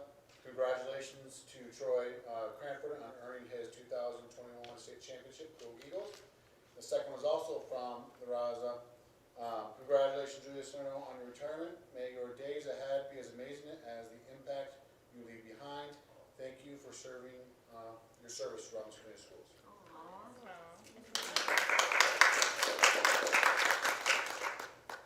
And then the two public comments here, are those for now or for later? I think it's for later, because Okay. it wasn't an agenda. Okay. It wasn't. Then we will move on to the report of the superintendent. So Dr. Edmondson, the floor is yours. Back. Keep this quick. Craft and Vendors, great event. Does it work? Is it green? Thank you. I can't even remember who suggested that I go, but I went to the Craft and Vendors, I don't know what that was, fair? Saturday? Crab show, Saturday. Thank you for inviting me, whoever it was. I can't remember who it was. Somebody from the community suggested I be there. So I was there, and Jewel, Claire, the two of us were there for 6 to 8 hours, had a good time introducing ourselves to the community as well. Golf Outing Committee, wanted to thank them for all the good work that they've done. We're gonna have an outstanding event. I wanted to thank the summer school and summer enrichment team for letting me sleep at night. I was able to sleep at night while others were up worried. I don't know what they were worried about. But I wanted to thank you, Dr. Laws and team, for putting that together. I wanted the Board of Education to know, too, that I personally interviewed 15 high school students. I can say 14 at the time have graduated from our district, Van Buren as well, Plymouth King, and Wabansie. That's in Illinois. So that brings me to my next thing. On the board policy, there's a policy on nepotism. Does it really impact me? No, but yes. I need to be clear with the board that my son is working summer school. He interviewed, he did not interview with me. I wish he would have, okay, but clearly he said it was tough enough, he didn't want to do all that thinking. That's hilarious. But I just wanted to share with the board that my son has interviewed and he was accepted amongst the other 15 students. And I always share that with you when I feel that there might be a compromise or something, but I promise you I will not be his direct supervisor. I'll let somebody else supervise and deal with them. Let's get to this Beverly property and all these other properties. You know, I can't wait to discuss, and I'm going to be as brief as I can, but listen here. I've been working with Bob Heber, who was our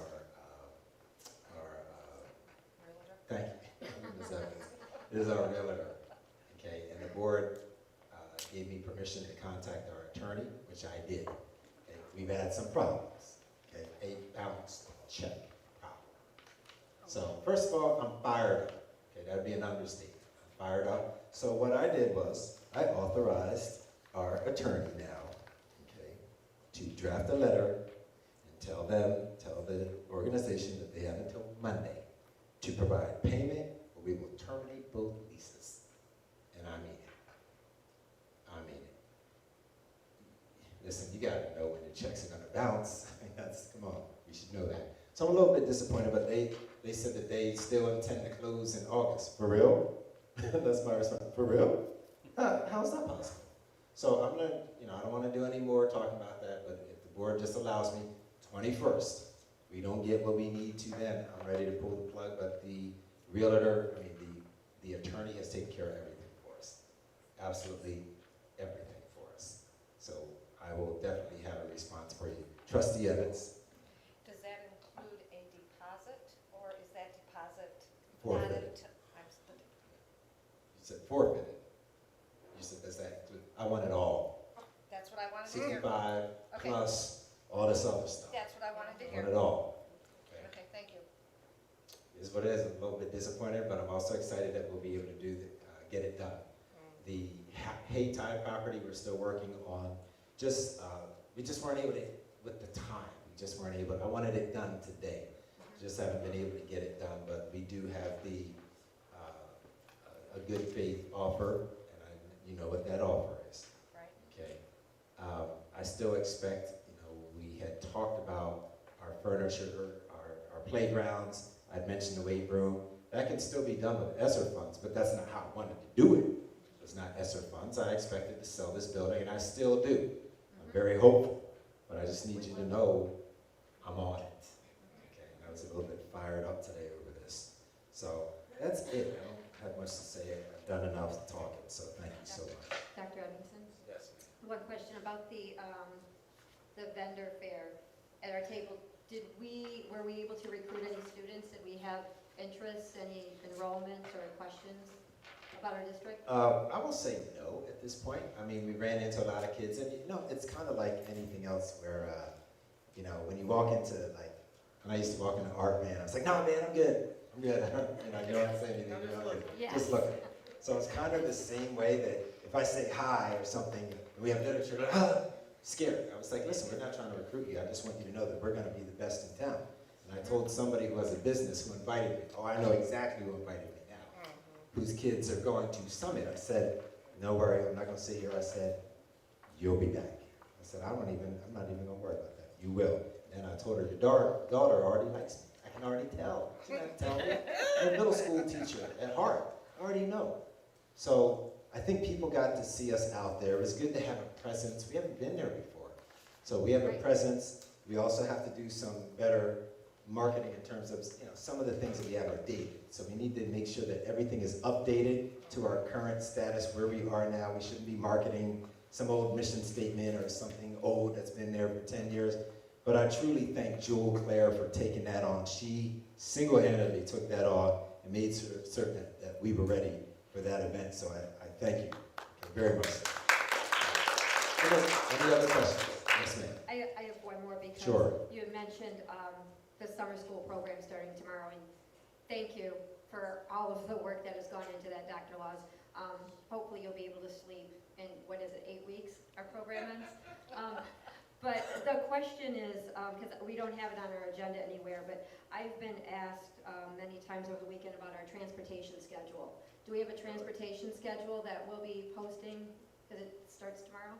We were just talking about that right before the board meeting. Would you like to address it? So transportation has been working diligently. It's in MyStar. I think there's been some confusion about how to find it in MyStar. So Mr. Cooper literally right now is adding it, making sure it gets on our website. So we'll notify parents that it's there and out there on the website. It is in MyStar, but I think some families are having time finding it. So we're trying to put it also on the website. But it is, transportation is up and ready. They have the stops. They're going to be out there picking up our children, getting them to school. So can we send out like robocalls or emails or something so people know to check for that? Because I know the calls I got is. Yes. Answer yes. So if we can, Answer because yes. I don't want to be called Answer. tomorrow at 7. Answer yes. And Dr. Laws, I did tell you, didn't I? What? I I said Debbie Pyle's gonna say something because they're gonna call Debbie Pyle. They're gonna not. You remember I said that before this board meeting. They're gonna call Debbie Pyle, so she's gonna say something, so be ready. So thank you, you were right on cue. I'll have my calls routed to you. And the last thing, this is for Bill. I will acknowledge that neither one of us are the funniest in cabinet. It's definitely Jewel Claire's funny.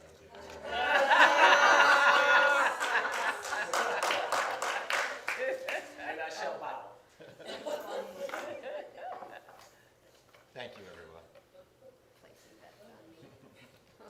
told her, you're gonna come, she's gonna ask me. Okay. So next, oh, You want to talk about any of those, actually. yeah, I'll do that. So, to open the floor for discussion on this, and I'll turn the floor back over to you, Dr. Edmondson. I'll share the mic so you can stay. But I move that the Board of Education amend the current contract of Superintendent Dr. Benjamin Edmondson regarding vacation time, moving unused 2021 vacation time from use it or lose it to a per diem payout. Is there support? Support. If you want discussion, I can explain. Yeah, we can do that now since we have the support. Oh, yes? Yes. Yeah. Okay. So I've been given 20 days and, you know, not really trying to talk about my contract totally, but this was a big stickler when I was negotiating. It was stated to me, it's gotta be use it or lose it. And I said, no superintendent has use it or lose it, nobody. Because you you wait till the end of the year, you try not to have it when students are in school, and then you're gone all of June. So if this doesn't happen, I'm gone. Tomorrow you won't see me. You will not see me until July. Because I will use it. That's what I said to the president who was negotiating with me. I will use them all. Okay, and I said, you can't fault me for using them if you're gonna do that. And that also for the board is in a lot of our contracts here. We have people missing 2-3 days now. And that's why I'm asking also for you to allow us to consider having Dr. Green redo some of these contracts, because we're all jammed up. We are here all the time doing work on behalf of the district, and you look up and you kind of feel like, I didn't use my days and now I gotta use them, and then somebody wants you to do some work, but you're on vacation. So I wanna thank you. I believe it was 17, but I'll be off next week. I'm going out of state. So I would be down, I think it's like 12, something like that.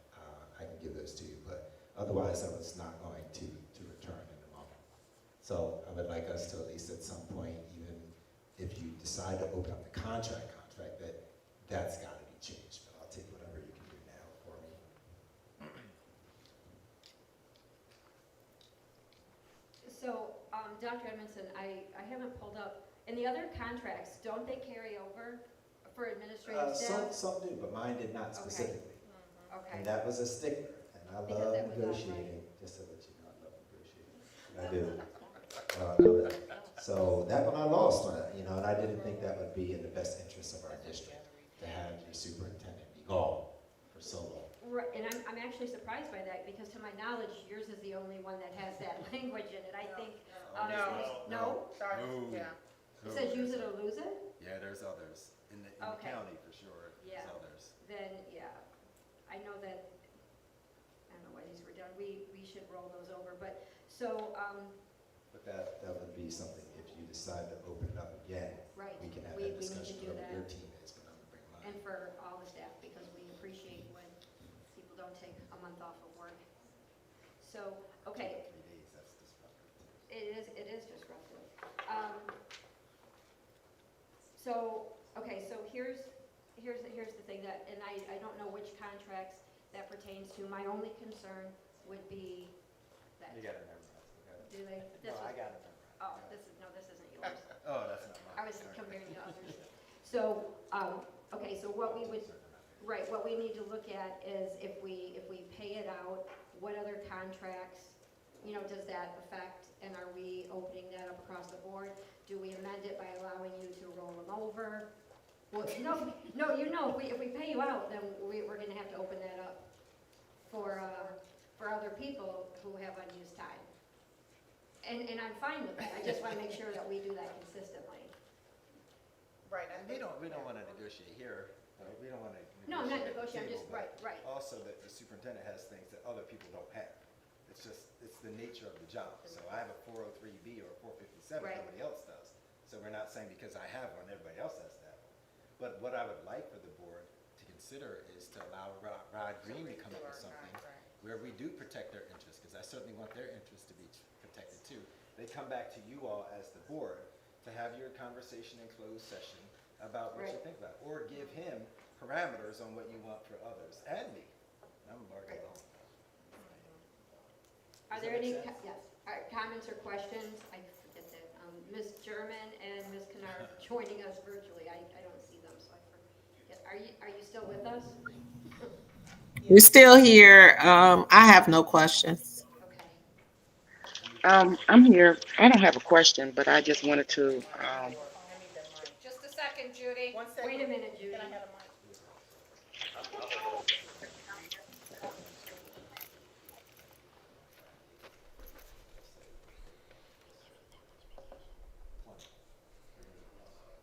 You got the green. You got it? Yeah. There should be more, right? Go ahead, Ms. Kennard. I'm like, man, okay, I'm sorry about that. But I just wanted to, I don't have a question. I just wanted to make a statement, information to the board that it is not uncommon for an administrator of this capacity or anyone who is in the 403. Can you hear me? They're struggling. Ms. Kennard, we're not Okay. able to hear you. Oh, yeah, we'll try that. Ms. Kennard, I'll try and call your phone. tell her to mute there if she calls. Probably should mute there. Ms. Kennard, they're asking you. to- Okay, can you hear me now? Can you hear me And now? she's gonna call you. She's got hers. Okay, go ahead. Okay, sorry about that. I just wanted to make a statement to the board and that it's not as common for an administrator at this level and those who receive 401 to extend and go beyond the vacation hours that they're allowed in the contract for a person who is in that position. In the position that I've held over the years, we were beyond. We rarely take our vacation leave, and so what usually happens in most instances is that we roll them over into the next year, pertaining to what the company policies and practices are, and so since Romulus don't have that in his contract, I agree with that this is something that we perhaps need to be looking at and looking into moving forward. Thank you. Okay. So, I think there is trouble still hearing you. So what you were saying is that this is common, and you were saying, I'm sorry, this is common that someone at this level would not be able to take all of their vacation days and amend the contract and allow him to roll them over? Yes, we should allow him to roll over the vacation time. Okay, For one time only? I'm going to, For one time only, and then we need to also baggage review his contract at a later date. okay, I'm going to hang up with you now. You move the microphone straight to your phone. No, yours. Madam President. Yes. Like ice cream cone. Ice cream cone. There you go. Okay. Looking at the motion that's been put forth, it indicates vacation time paid out. And I think that we should seriously consider, I urge everyone to consider, that we pay this time out as listed within this motion, but also as Ms. Kennard stated, consider opening up the superintendent's contract. There's some other things that we could address as far as our superintendent is concerned. And because we want to keep our superintendent. We want to keep our superintendent doing such a fabulous job for our district. And I think with this particular motion, the rollover option is not listed here. It says payout. And so I just want to encourage everyone to consider what this means to our superintendent. Having him here on the job with that option is something that I am in favor of. Thank you. Any other board member comments, questions? Thank you, President Files. I agree with Ms. Terrell, because if we do a rollover, we're gonna be in the same position next year. When we come down in June, that he has X amount of days now that has to be used. So if we're gonna do it, we do a per diem payout. And like he asked for us to have Dr. Green come in and review the contracts, or we open it up to make things right and fair across the board. I just worry about rollover, because you're still, in the beginning of the year, he's not gonna be able to use it. The middle of the year, there's always gonna be times where he may not be able to take a week off or 2 weeks off at a time to get this time used. Thank you. Thank you. Any comments, Evans, Bergeron? Okay. So there is a motion on the floor. And Madam Secretary, if you will call the roll, please. Kennard, Oh, she's muted. you can unmute now, Ms. Kennard.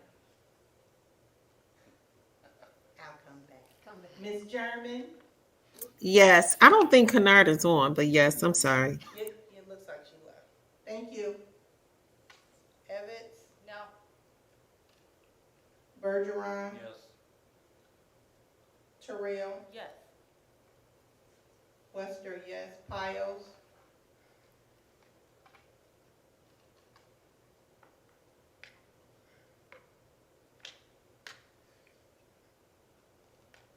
No. motion is approved. See if Kennard's can be on the record. Kennard's not on. I'm gonna say it one more time. Ms. Kennard, it's your turn. I think we lost her. Okay, so we are, we removed action item C, and we are on action item D. Move that the Board of Education approve the renewal of membership with the Michigan Association of School Boards for 2021-22 with a cost of $5,245. The rationale is that MASB supports, promotes, and enhances the important service and leadership of Michigan Public Boards of Education. The annual renewal of this membership for 2021-22 begins on July 1st, 2021. Please also refer to attached supporting documentation. Is there support? Support. Was that Wester or Terrell. moved by Piles, supported by Terrell? This is a common action item. We've been with MASB for many years and benefited from the training and the resources there. If there are no questions or concerns, we can call the roll on this vote. Bergeron, Yes. Evans, Yes. German, Yes. Terrell, Yes. Wester, yes. Kennard, Piles, Yes. motion is approved. Motion passes. Next, we have board workshop dates to consider.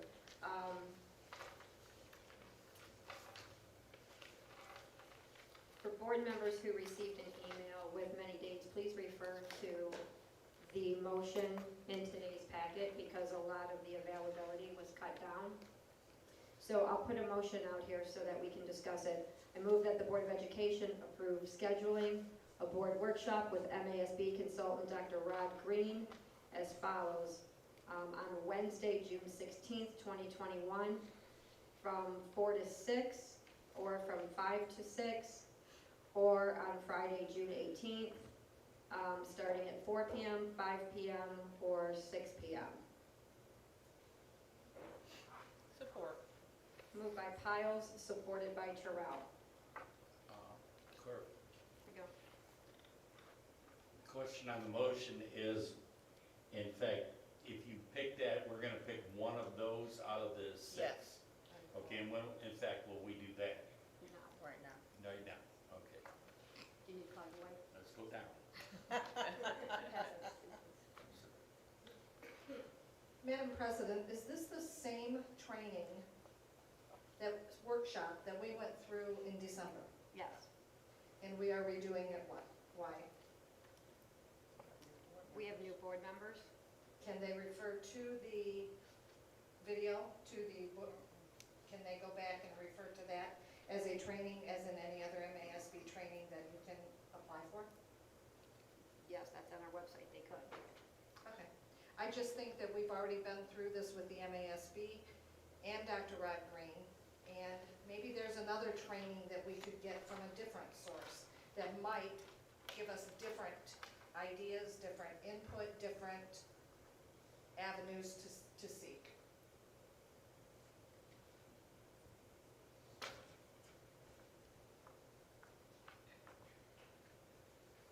So, in addition to that point, my concerns are, with this coming before us today, our dates are the 16th and the 18th. I know we have the movies in the park on Friday night. I don't know what people's work schedules are. We definitely need to do this board workshop. My concern is these 2 days, we're limited to this week, but my bigger concern is that this board, we need to have a study session before our budget hearing. So as we are clearing our schedules for meetings, we also need to keep that in mind. This is important, but I would hate for us to do this and then not have time set aside for our study session, because we have to have that budget hearing on the 28th. Board President, can I speak? Yes. My concern is my schedule is extremely taxing, as this is the end of the year for me as an educator. And so I know that I will not be able to commit to any additional time this week to meet. Thank you, Ms. Chairman. I'm sorry, Ms. Evans, I didn't hear you. I can't do either day.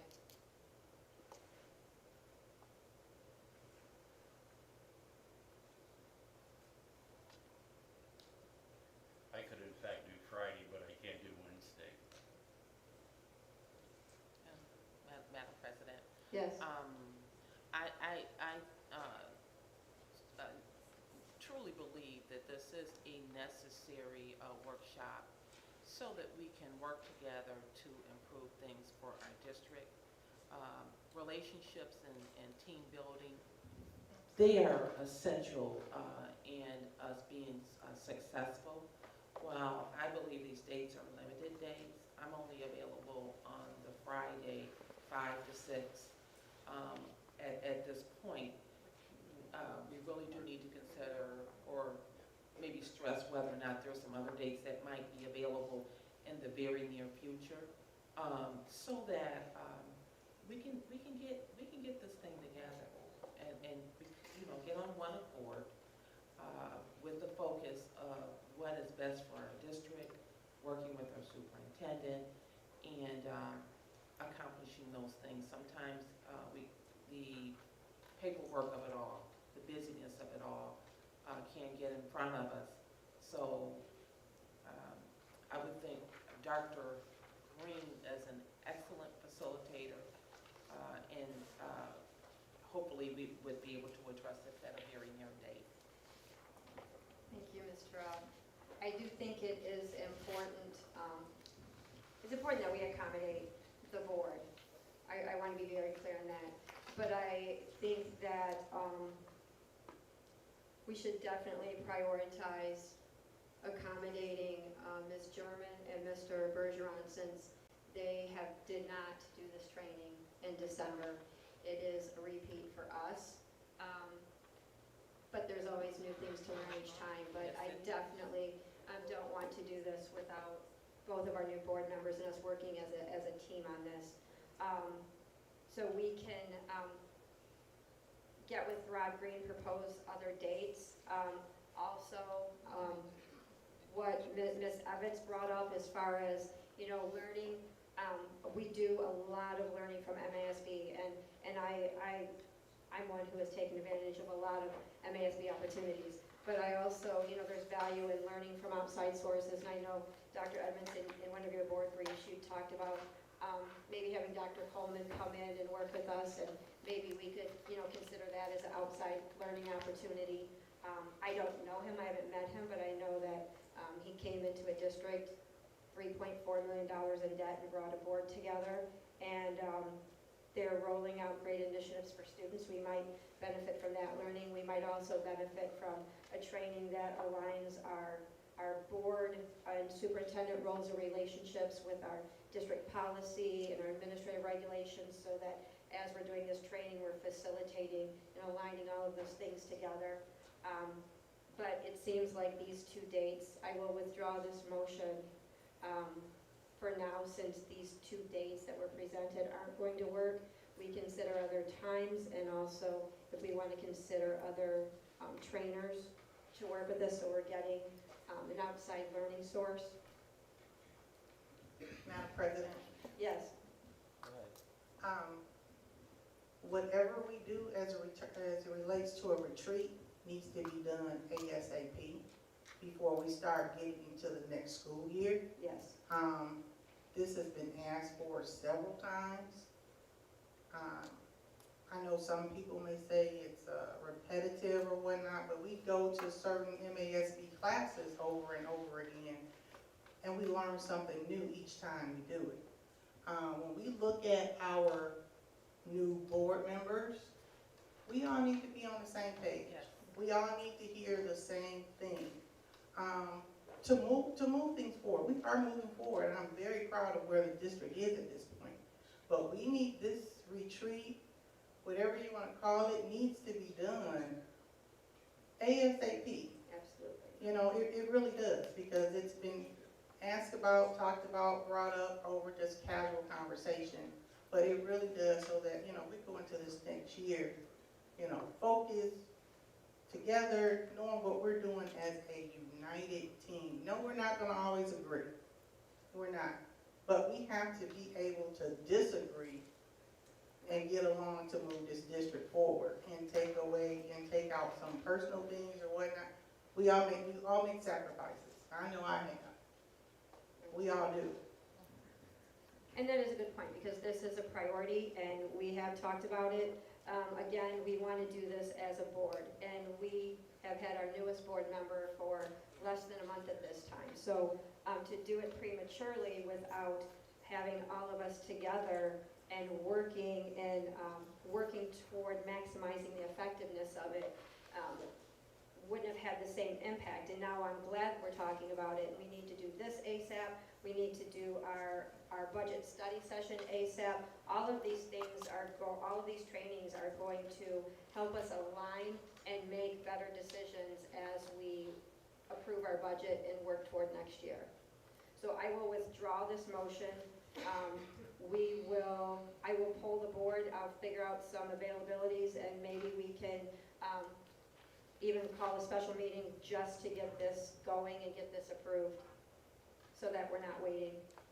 Just a few things for me. With MASB, a few months ago, everybody's loving that MASB. Now we're questioning whether Rod Green should be doing it. What has happened in the last 3 months? And that's a question for the board. What has happened in the last 3 months that we can't depend on a man that's been a superintendent for 20 plus years? And now we're questioning him? Why would I ask another superintendent at this point? We've had no problem with allowing this man to come in and work with us. We're not a team, let's be for real. We are fractured. I've asked for this for 3 or 4 months. Okay, when we met in December, okay, we were virtual. We were virtual. It looks very different when you're face to face. And I've asked as a superintendent on multiple occasions, because I know what I see, and I'm very clear on it. Okay, I don't need anybody to tell me I work for you or you. That's wrong. Anybody says it, that's wrong right there. Rod Green would tell you that I don't work for you. We're a team. We are a team. We're not a team of individuals. We are a team, and we need to be a team. Okay, I am not available in July. I'll address that either tomorrow or tonight. I'm not available. This is now. This has to be now, or it's not going to be done. Okay, we had these dates before. Now everybody's busy. I have commitments as well, but I don't want to give up a Friday. But if I have to for this, I'll absolutely give up a Friday because I feel like we need to do this because we're fractured. People see the fracture. Are we pretending? I mean, seriously. This is something that needs to be done. When you do it, I guess that's fine. I'm just telling you I'm no longer available. I'm not available next week. I'm not available in July. And I'll be glad to explain it to you tomorrow. Okay, maybe tonight. But the bottom line is this, it needs to be done. It gets pushed back, it gets pushed back, it gets pushed back, and we continue to get fractured and separated. Votes are pretty clear on how we're going to vote. And, you know, I'm transparent, so I'm just going to say what I see because I've asked over and over and over. Please, we need to. We're not even clear on what my role is. I am. I'm very clear. This is my first time doing this job. I'm very clear on what my role is, and we have some confusion at the table.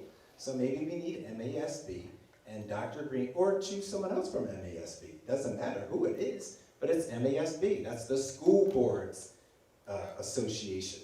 Maybe they can come. But it has to be clear because we're not clear on roles, and I think part of it is this. I saw it on Saturday. There is a historical misunderstanding of what the job of a superintendent is and versus what the board is. I run into it all the time. There's this notion that, hey, the superintendent, almost it feels like that role is expendable. That this role, 7 out of 8, you can shake your head, 7 out of 8, expendable, it's expendable. And I'm concerned at this point, not like I said, listen, I already know what you can do. I already know what your role is. I know that you can say goodbye. And I said that. I've said, I'm fine with that. That's the role of the job. You don't last but 3 years. Okay, but I'd like to be a high-performing team that makes this a priority. Makes it a priority. It has not been a priority. What's happening now, we all see it. And I'd like that to end. Please find a date. If you can't do this week, I don't know what to tell you. You're looking at August. I guess that's what I would say. I hope we could, work out a date. And I want to state, I am not anti-MASB. I love MASB, and I continue to do training through them. I'm registered for MASB training right now. My comment was, since we did this same training with Rod Green 6 months ago, and you stated that you've been asking for it for 3 or 4 months, maybe we just need an outside source. We need a different learning opportunity. That's not slighting Rod Green. It's just saying we can learn from many different. RISA offers training that this board has taken advantage of in the past, which was actually very helpful. They did a series with us. So there are other sources we can seek out. Maybe we won't.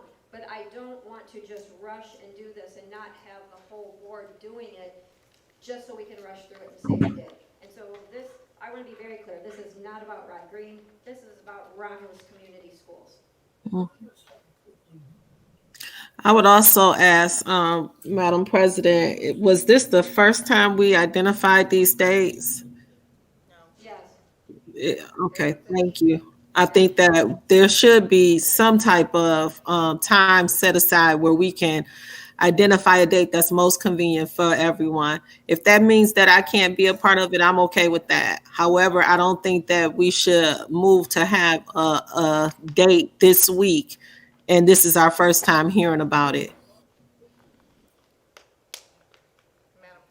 Madam President, I know there was an email that went out asking about dates. So when I saw this, I thought this was a consensus of where there were some dates at, because an email did go out, Ms. German, in regards to availability. I didn't see anything after that. So when I saw this action item, I'm thinking those 2 dates had some type of consensus on it, and we were going to just come down and finalize it. Because I know I was not available, I did not put that down, but I can make it work. So it was an email that went out, so to say no. Yeah, is not but there was an correct. email, within the last few days, but I know it just got scaled down to these, after, Ben removed the times he wasn't available, which only left 2 days this week. So we will work on this and make this a priority. Thank you.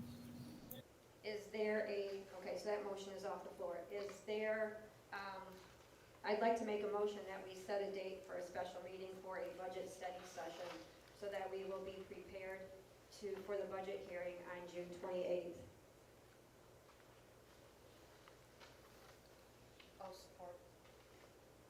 So if we can look at next week, since it seems like most of this week is busy for everyone.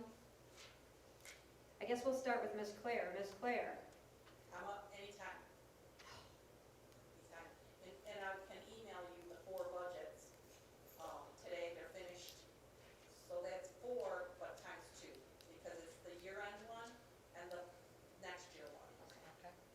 So board members, next Monday, does that work for a budget study session? And then we will approve the budget the following Monday? We can't do the same thing every month. Why can't we do the same thing? Monday, every- Tuesday? Yeah, I can do Tuesday, I can't do Monday. Okay. Does Tuesday the 15th work for the board? No, because tomorrow is tomorrow. I'm sorry, the 22nd. Monday the 22nd. Madam President, Tuesday the 22nd, thank you, yes. if we're gonna do this, can't we just roll both things in with Rod Green if he's available? 'Cause I think that was one of his dates, wasn't it? Right, but that's like a 2-3 hour thing, and the budget, for us to go through that and have that study session, is something that can sometimes be lengthy and require our attention, so no, that would not be wise to do those together. Well, I'm just looking at the times on here where if we met tomorrow, it was an hour session. And the other date says a 1, 2, or 3 hour session. Right, I think originally this was going to be a 3-hour workshop. That's what the original motion was and what the rate was. The $825 was for 3 hours, but then it was getting cut when we were limited to these days. Rod Green had other commitments he had to get to from here, so it was working our workshop down. Again, I Right, don't 'cause want to it was force gonna be prorated. Right, so, but we were talking about having a 3-hour workshop. So these are not things that should be done together for the sake of time. Is everybody available on Tuesday, June 22nd? Ms. Kennard, are you still with us? No, she's not. I am not available on the 22nd. You're not available on the 22nd? Okay. When are you available? That is the only day next week that I have a meeting that will probably go until 10 p.m. Okay. Wednesday or Thursday of that week, what are we looking at? I won't be here. Okay. Ms. Piles, I'm available Wednesday through Friday of next week if you need to meet during those times. Okay. Mr. Bergeron? Thursday. Thursday's fine with me. So, and we can still meet remotely too and record this. Is Thursday good for you, Ms. Terrell? Will you be able to set budget questions in that you have? If I get it and look at it, maybe, but possibly not. I'll be on the When are you road. sending those I out? can send them first thing tomorrow morning, so if you have any If I get a questions or you chance to want me look to at send them, you but details, you don't have to hold that to Thursday, you know? Right, we can ask, ask the questions. I'll get them out, you know. And then. I'm at year end as well, so I'm closing down my building as well, and I'm getting ready to hit the road, so. And I know that for our budget study session, we also normally would open this up for the public. That's something that the public usually attends. Obviously, we're not doing in-person participation, but we will need to have the Google link set up for that, because a lot of times the public, as we're going through this, might have questions. If we can get those ahead of time, we'll send those to you, and definitely encourage board members to ask those ahead of time. And then that will just be, ease on the 28th. The 28th will just be the regular approval of the budget. The budget, will be available also on our website for people to look at. It has to be available for 6 days prior to Right. the hearing, the actual approval.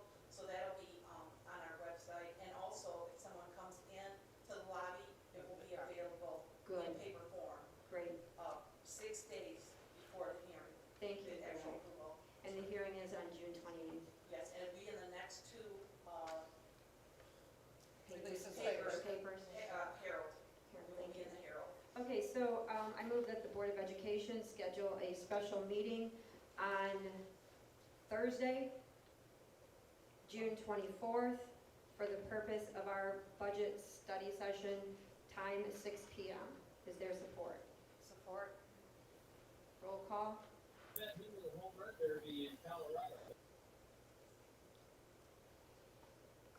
Who supported? I did. Evans.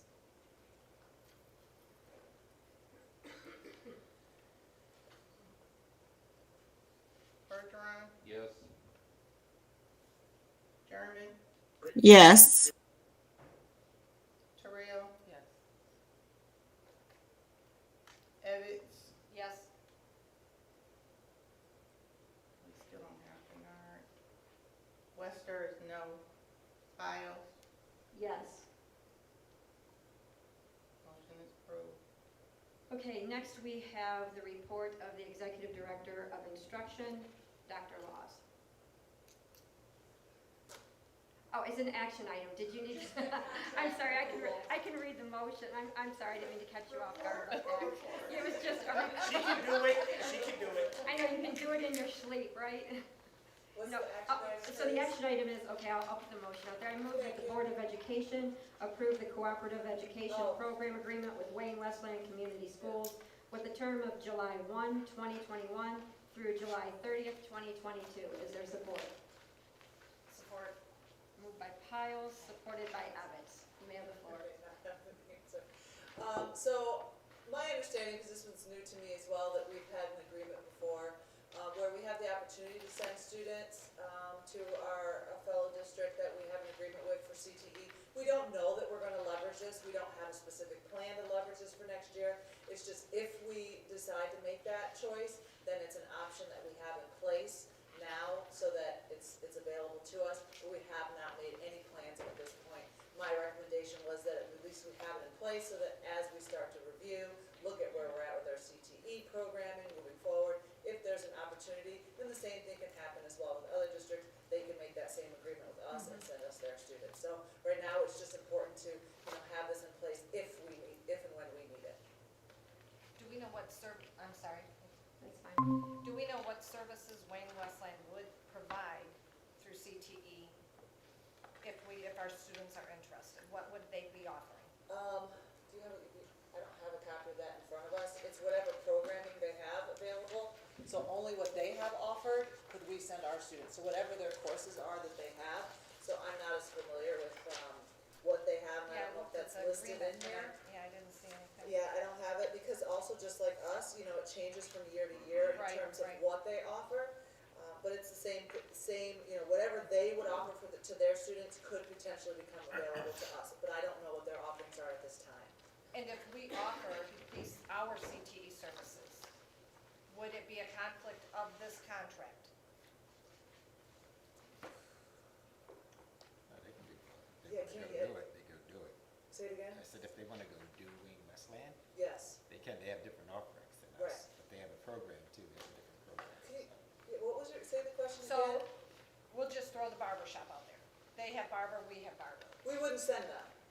Would it be a conflict of this would it be a conflict of this contract if we opened up our CTE as the same program that Wayne Westland is offering?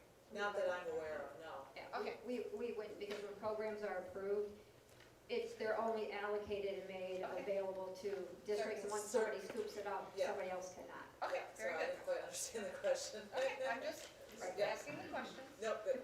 There are no other questions, concerns, comments. We can call the roll, please, Madam Secretary. I did have an envelope at work, I just forgot to.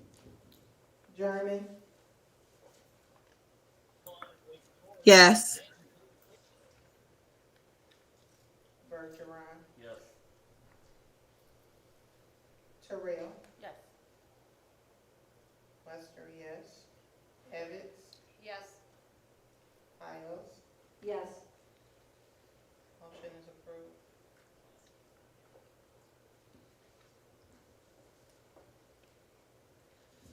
Moving to the report of the interim director of finance.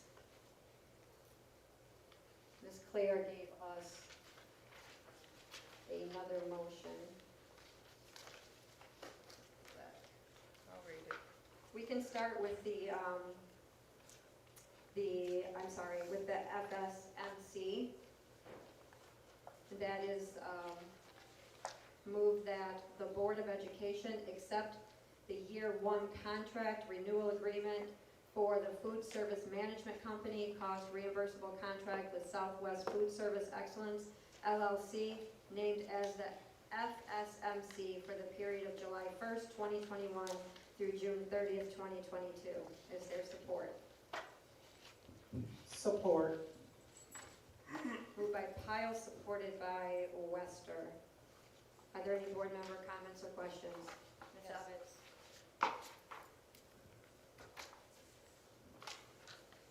Ms. Claire, the finance committee had asked for the budget for the food service as it stands right now, what we have spent, what we have earned, the grants that were drawn down. We have not had the availability to see that yet.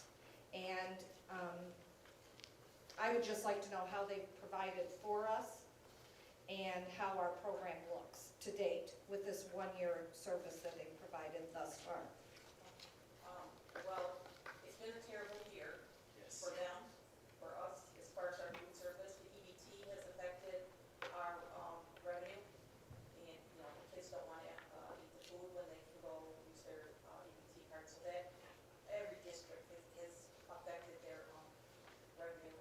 So our food service program, the budget, you'll get it in the morning, but like I said, this year, we still will make a small amount of money. Some of our grants, we weren't even, we had to buy fresh fruit and vegetables. We bought as many as we could to get reimbursed by that, but that's been affected too as far as getting that reimbursement. Our state resources are double of what they were last year because we got back last year's money and this year's money, but the federal sources is lower because we just not been able to get this reimbursed as far as many meals as kids aren't coming in to school, so they're not eating. And they were saying they were gonna get meals like when the testing was going on, and then they didn't even come. So he was preparing a lot of meals that were ending up being thrown away. So the only grant that I know that we have missed out on is some of the fresh fruit and vegetable grant. We've gotten as much as we could with the meals we served, but, and then just being reimbursed for those, the meals that were not served. So the price, the increase, is really they're limited in their contract to only get this 2.5. And if you've been to the grocery store recently and seen the prices going up, this is really a deal. And they're kind of stuck with it because it was in their contract. So it's a super deal for us, only going up by 2.5%.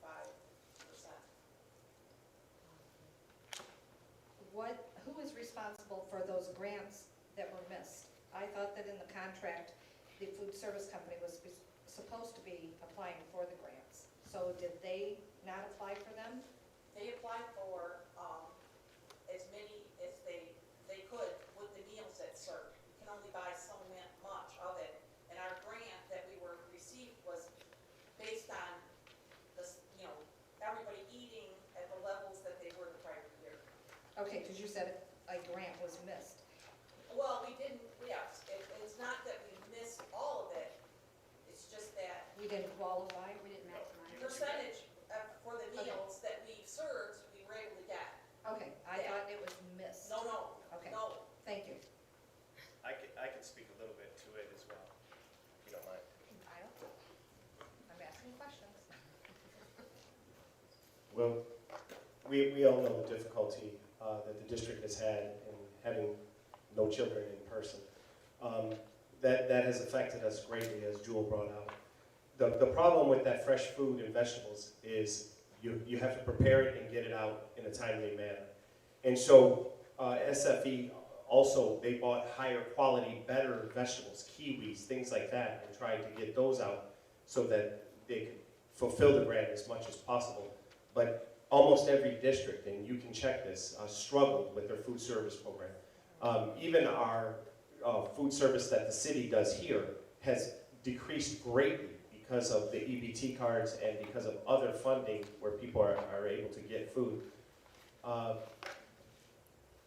I like what Jewel said about we sort of have them pigeonholed. The increases that other districts are facing are major because of the cost of food right now. Meat, vegetables, everything is skyrocketing. They're held to a 2.5 cap that they cannot exceed. And that works in our benefit. And so when when I talked to Josh about it, when he did the budgeting, and you can look at it, he went ahead and he put our expectations low and the cost high. So it should work to our benefit in the end, meaning that we should come out even higher than what they anticipated. But he did it very conservatively.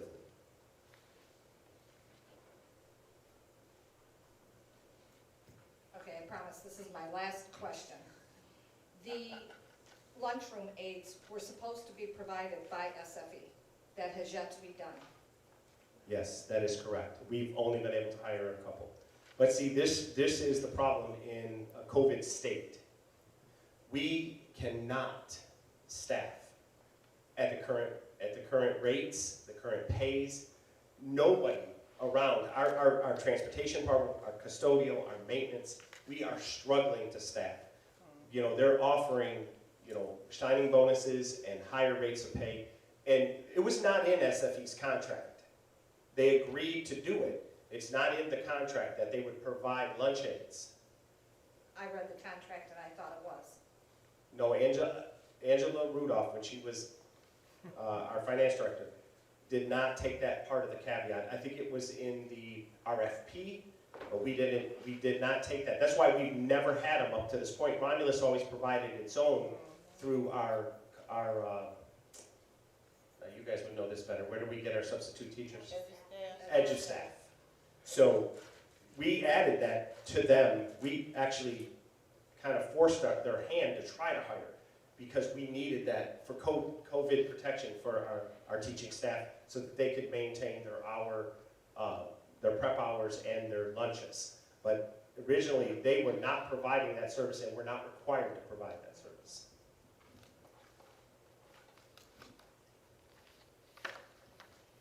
Ms. Claire, I have a question. When it comes to, and I know I had seen in some board briefs and I can't recall them right now, but as far as applying for grants by building or by the fresh fruit and vegetable grant, at one point Marie Miller was working on that and you were working on that. Is that something that the food service company has someone to do? Because I know that's a function of the contract. So are we making sure that we're having them write those grants so that we're not using our staff to do that as well? Yeah, you have to do it, you know, kind of in conjunction with them, you know, because you're, like, we applied for the grant to feed the summer school kids. So when we did that, I worked with the chef, Chef Knowles, and we worked together. So there's pieces that, you know, I have to tell them what schools are we gonna have this summer school, what hours. I send a letter to the health department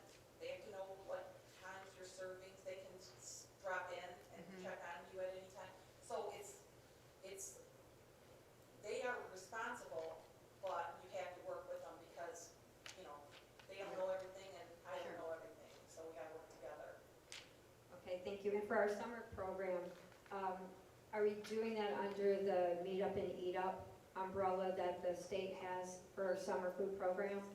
Where it's hosted in our school. And this year, and I don't know, Dr. Edmondson, if you know this, it might be different because we have summer school students in our buildings who obviously we will feed.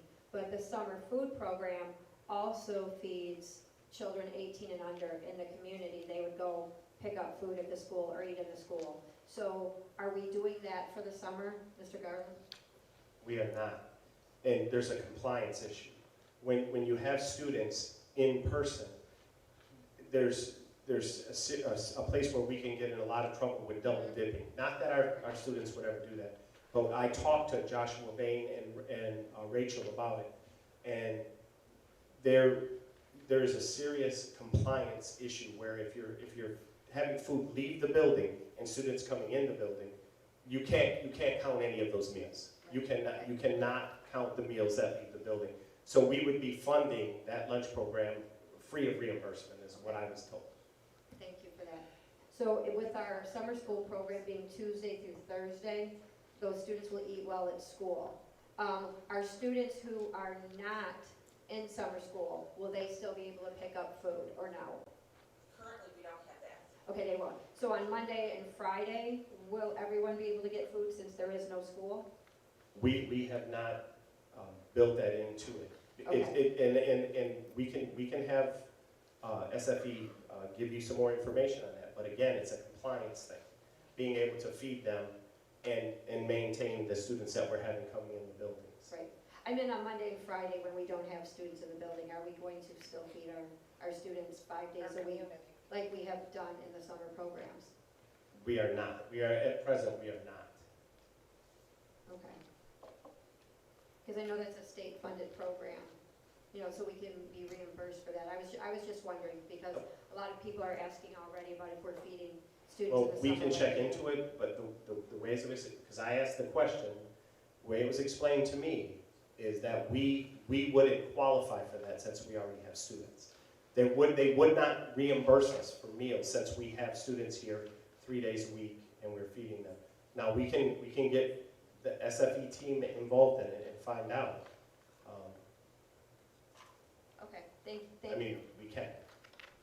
Are there any more questions? If not, we can call the roll. All right, Madam Secretary.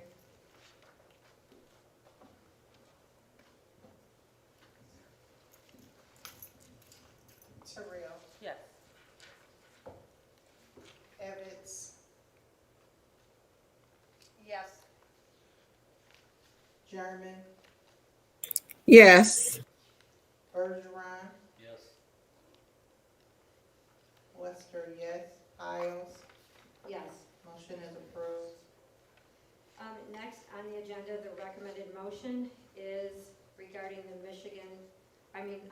millage levy for summer. I move that the Board of Education approve the L 4029 for the 2021 millage levy. And the rationale is that the L 4029 is required by law for the millage levy that funds the operations of the district. Is there support? Support. Moved by Piles, supported by Evans. Are there any questions, comments, concerns? Seeing none, Madam Secretary, will you call the roll, please? Bergeron, Yes. Terrell, Yes. German,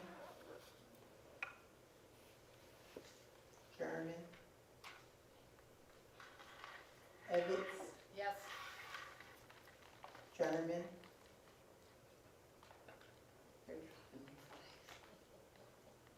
Wesker, yes.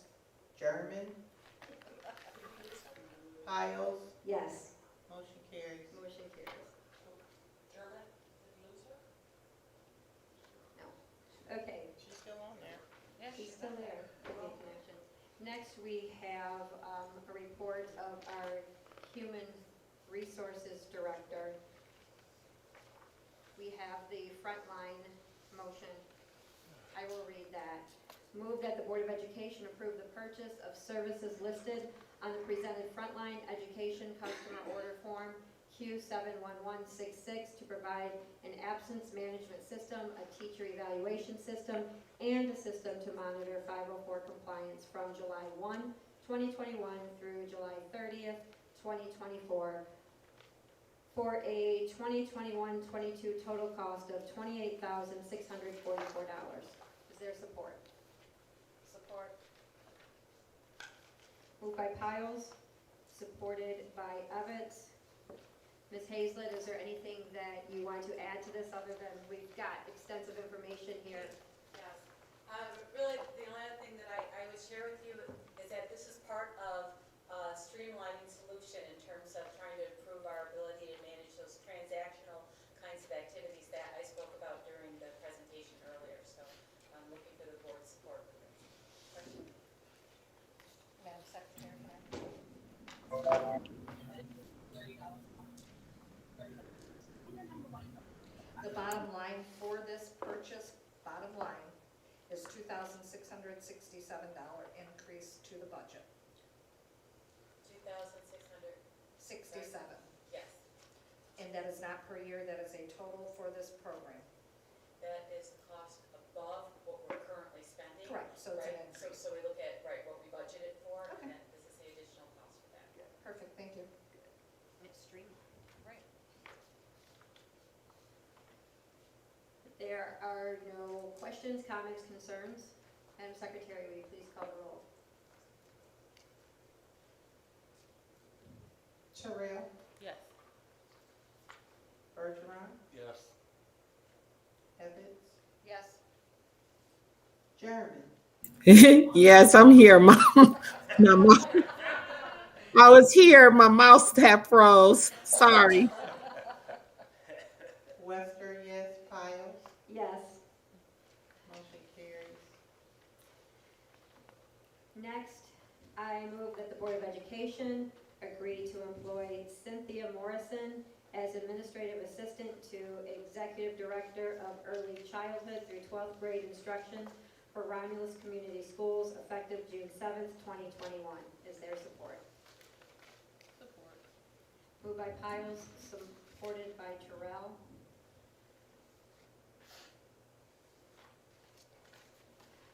I had a couple of questions, Ms. Hazlett or Ms. Claire, I don't know if you could answer.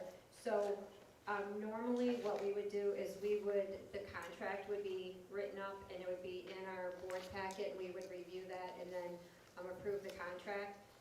When will that because we can pass this, but pending, seeing the contract, when will that be written up and ready? So, There you go.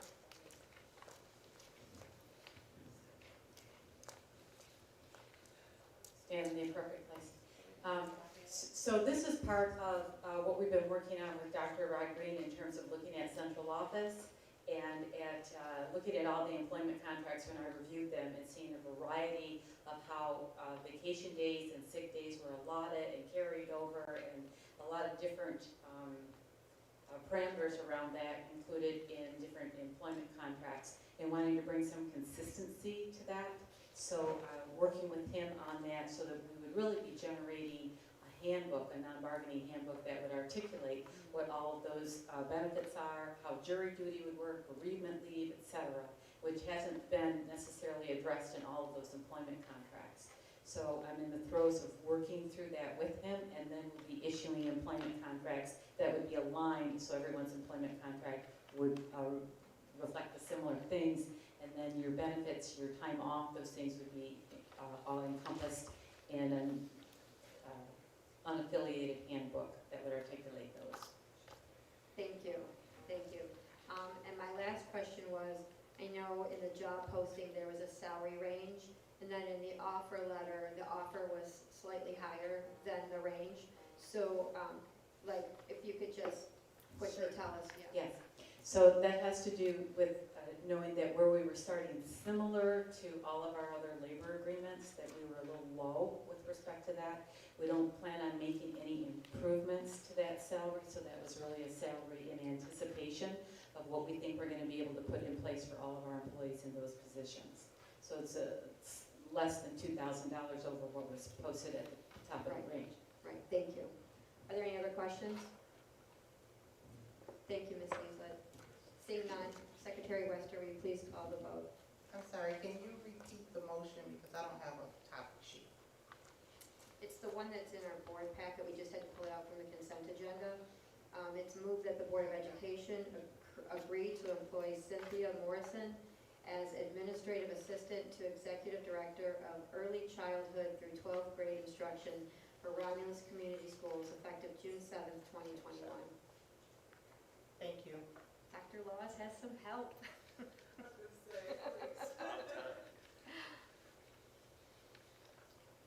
Bergeron? Yes. German. Yes, for sure. Evans? Yes. Terrell? Yes. Wester, yes. Hiles? Yes, motion carries.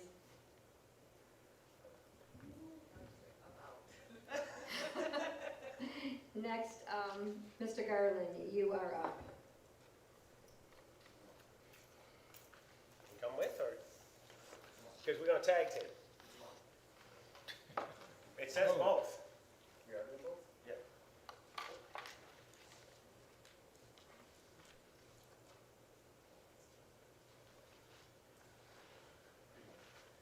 It's okay, we got this presentation, we're gonna do it in the form of a rap. No, just kidding. I would like to start by highlighting something that we've seen this year that's unusual for most school districts. Romulus had 2 state champions. 2 state champions. And not only were they state champions, but one of them was a runner-up. But runner-up state and a state champion. And they were both highly academic. So we are coming to the board to gain support for 2 major purchases, but purchases that we feel are necessary for our children and for our athletes.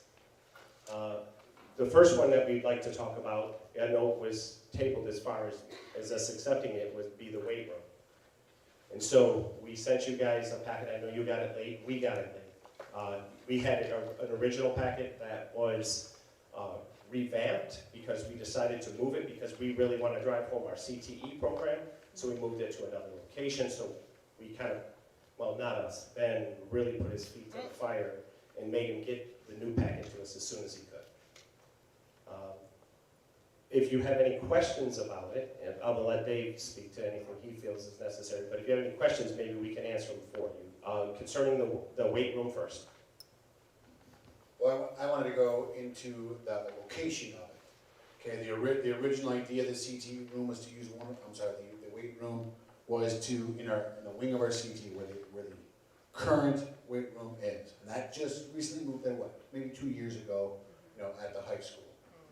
With the Drive the CTE program, we kind of thought that that wasn't the ideal place because the gym students are having to go into that wing of the building on a not needed time. We again, concentrating the CTE wing of the building.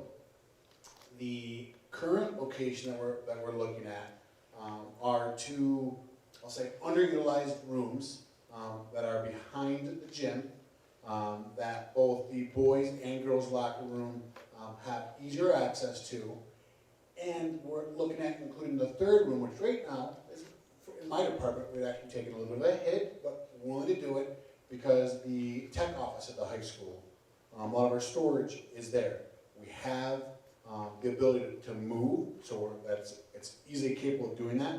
But having those 3 rooms combined, and if you look at old maps, they actually at one time were combined into one room.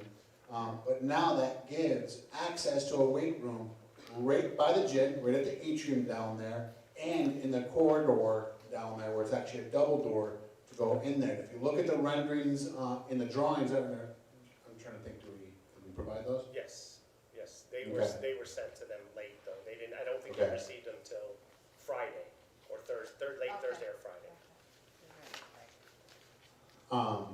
The layout in the room, it's cutting edge. So the equipment in there is cutting edge, and it's gonna make students excited. It's gonna make prospective new families excited and make the choice saying, I wanna come to Romulus Community Schools.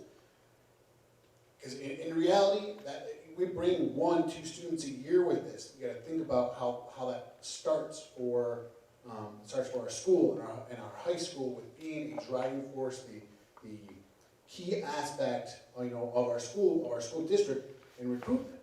Okay, you don't want to say you're recruiting students or anything, but and then you're trying to get families moving around this, and not having that weight room as a former coach, it's hard.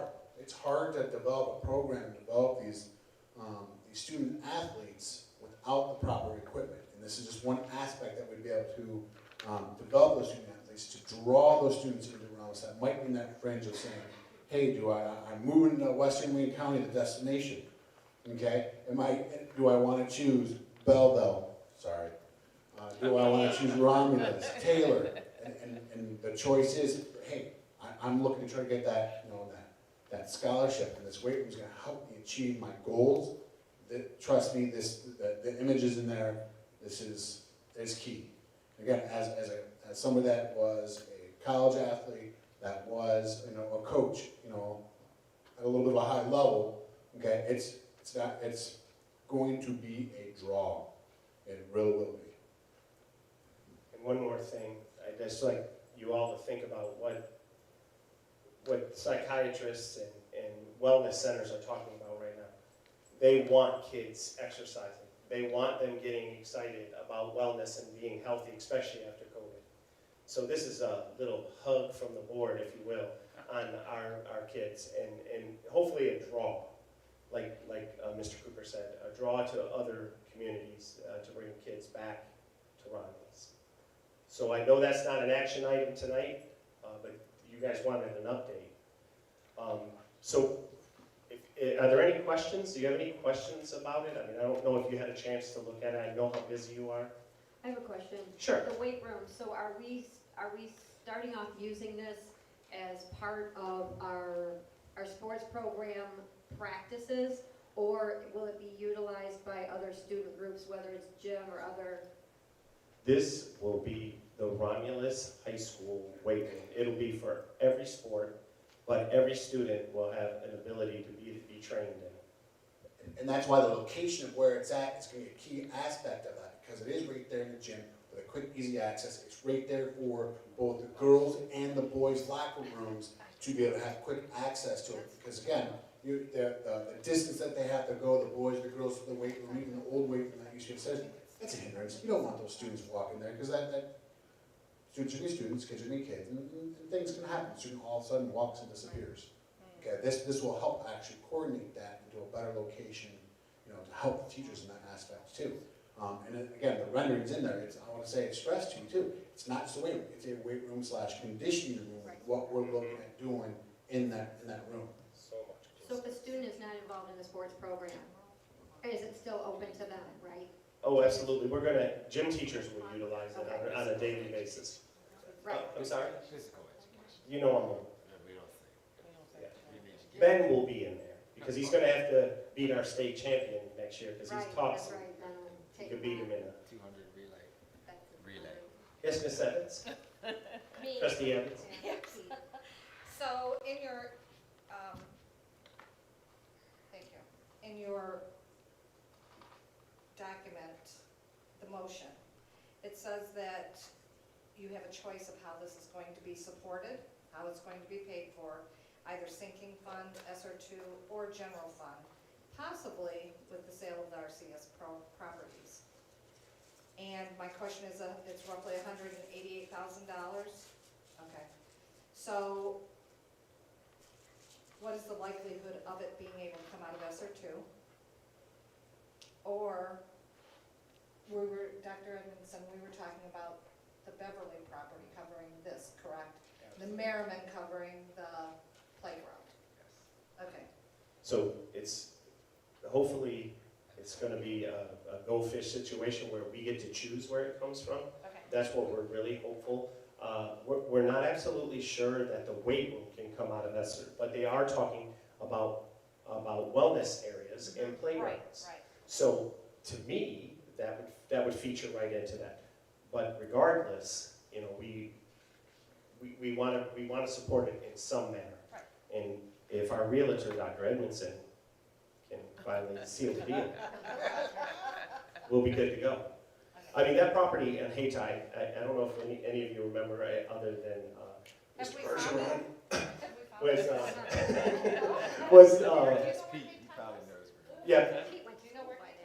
yeah, it was torn down in 1987, and that property has been, it's been cut and mowed, and we have spent literally thousands and thousands of dollars of maintaining that property.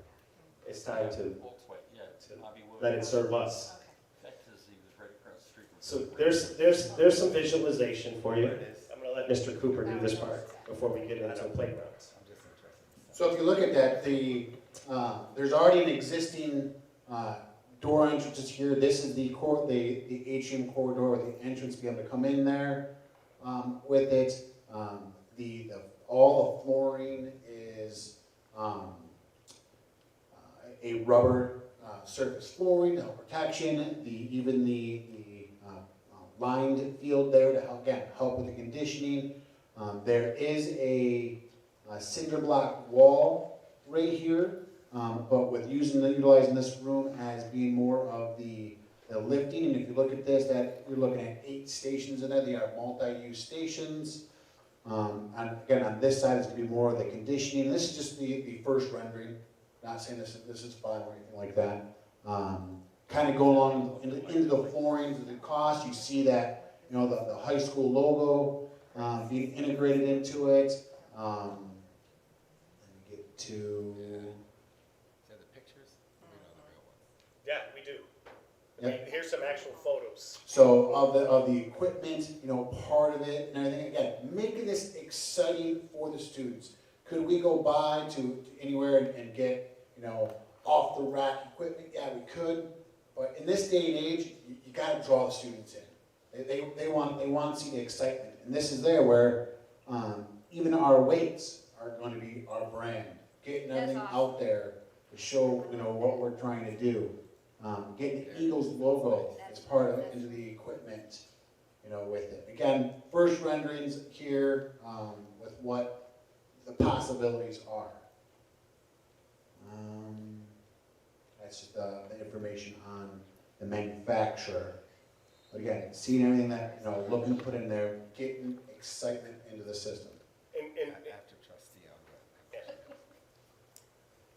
go. And one highlight is too that we are purchasing it through the TIPS program, which we get, even though you may not feel it, we get a greatly discounted price based on that. So that's good. Trustee, that's a question. Yes, Ms. Evans. I mean, Trustee Evans. That's okay. I go by both. Question. Is someone going to be there so that no one gets hurt in these weight rooms? Because you might have somebody like me walk in and go, I can lift 100 pounds, watch, and hurt myself, right? Yeah. We'll take care of all that. Yes, we're going to have to, a lot of this equipment is really unique, that it can spot itself to where you flick your wrist and it locks into place, but yes. Just since you need the microphone. Again, this is all about marketing and changing, you know, the dynamics, the appeal of our high school. And everybody knows that's principal, teachers, you know that sports drives. You hate to say it. You hate to say it. People put their kids in because you have a good sports program. But, you know, we're trying to get swimmers, all of our kindergarten through 5th grade swimmers, they're not going to be in the weight room. But when they get to middle school, I've heard the middle school already said, please, we need something as well. So we're going to make sure that, you know, this is a major investment. Nobody's going to be walking away with our weights. Nobody's going to be unsupervised with our weights, and this is part of our PE program. And I will share this. I didn't even know about this until one day we were doing a CTE walkthrough, and it was on video. And the person I was walking through showed the video of our weight room to I just could not be more embarrassed. And I said, you don't do that, it's not to that person, but you don't go and show your worst part of your building and say, oh, this is over. Absolutely not. So I walked in with these gentlemen, I said, that's unacceptable, show me where we were. We walked in, we have some weights that are, it's just not good to be in 2021, okay, and you go visit some other school districts around here, come on. If you're a true athlete or if you're into conditioning or something, that means something to you, that the school district takes seriously, you know, some of your future endeavors. These two gentlemen, Jalen Colbert, and then we had Mr. What's Brown? What's his last name? The gentleman that was running. What is it? Cranford. I mean, come on, that would be such an appeal for those. So we're just appealing to you to ask you to at least consider it, because I think this would be really good for our district for years to come. We might not see anything immediately, but the pride you will see immediately. Thank you, sir. Okay, so, you know, I think we need to move on to probably something one of the most exciting things I've been excited about in a long time, because I got a 5-year-old granddaughter who, when we drive by school, she makes me stop so she can play on the playground. She'll say, Papa, let's stop there. And so we go play on the playground, even at schools that she doesn't go to. And one of the things she said, can I go to that school next year? So we know how important playgrounds are, and not just to draw kids, but teachers know about what it teaches kids, what it does for them learning in the classroom. So you guys, you have a booklet in front of you. I was hoping we would have it a little more broken out, that he would have it building by building, but our principals spent a lot of time with this gentleman and sat down and looked at their buildings and what they truly needed. And so what we have before you is requests of our staff, our teaching staff and principals at each building moving forward for our playgrounds.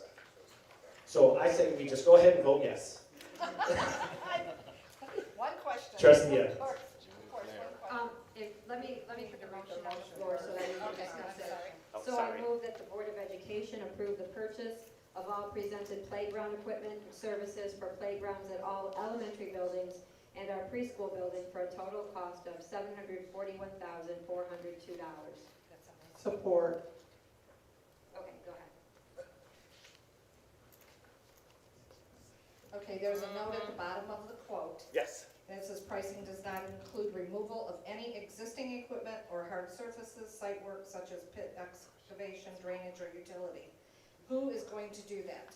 Well, first off, depending on the location, most of our principals do not want to remove The old?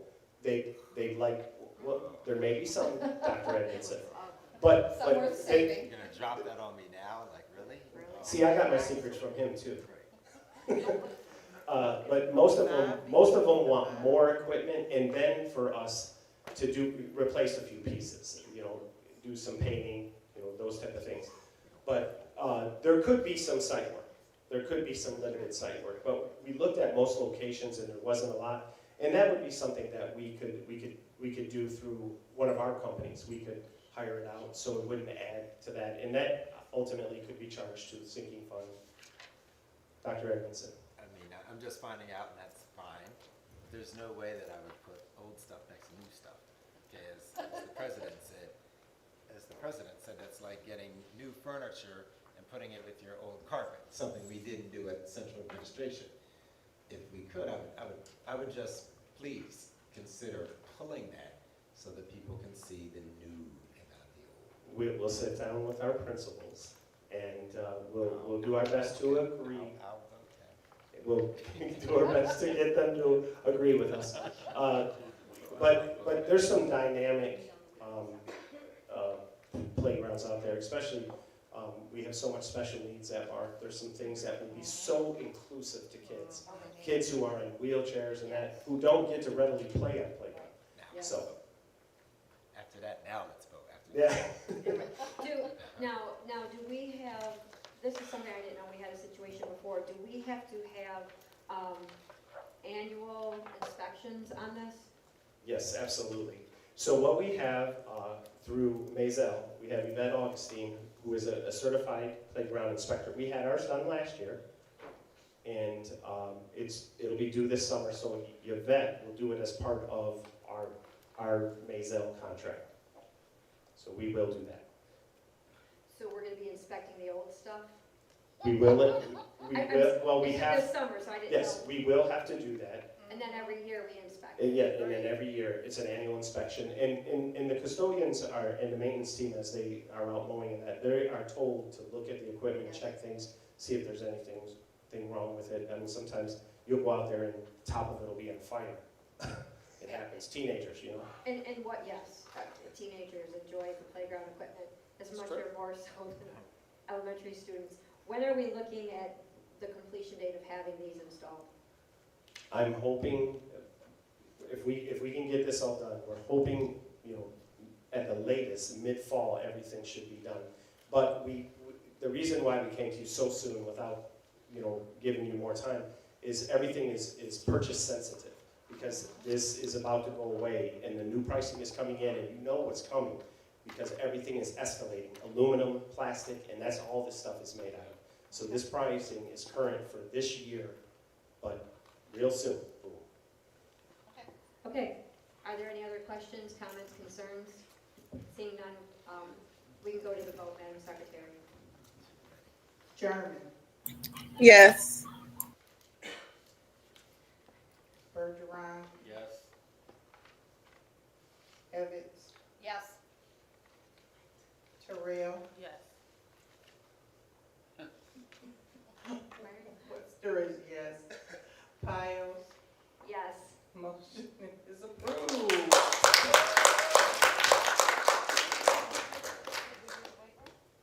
No, that's FYI.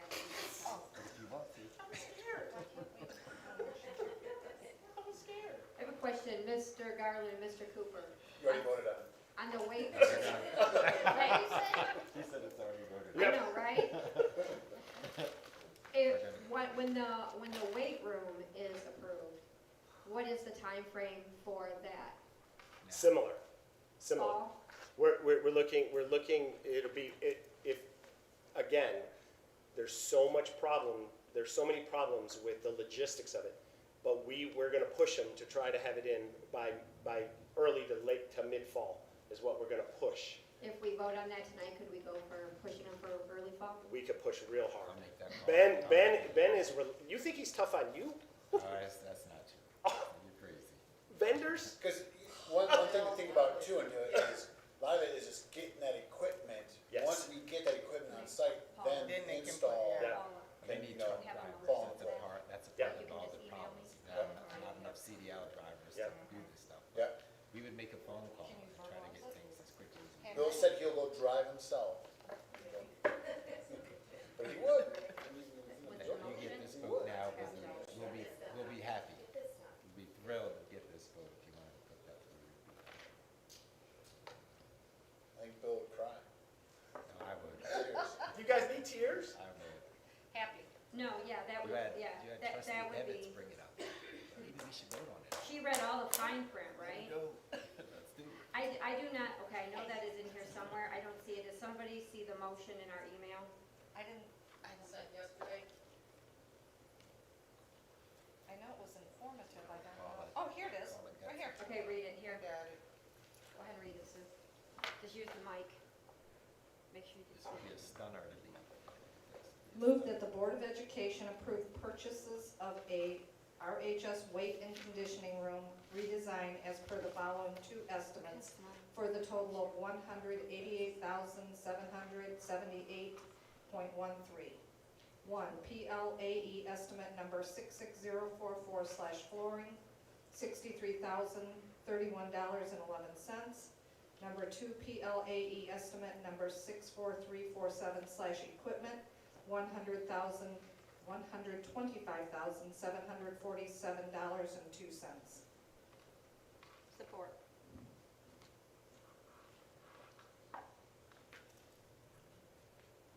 I think we've had all our questions answered, so we can call ahead. Terrell, Yes.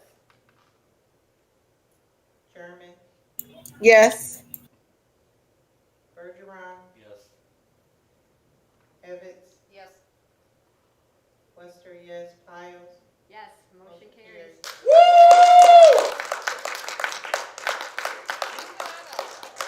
Wait, somebody has to go hug Jewel, because she just, a lot of money's gonna be. I know, Jewel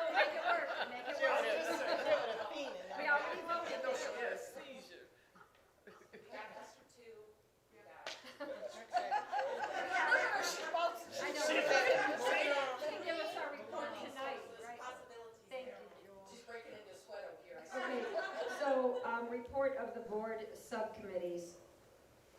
I know finance met or was going to meet. Do you have a report tonight or move that to next week? Next week, please. Okay. Next week. Next week? Next meeting, I'm Next sorry, meeting. next meeting. Yeah. Okay, for my report, I just want to point out important dates. This week, on June 17th, which is a Thursday, we have the high school scholarship awards here in the auditorium for our seniors.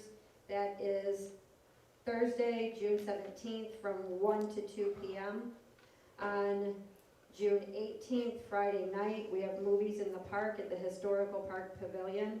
The featured show is The War with Grandpa. And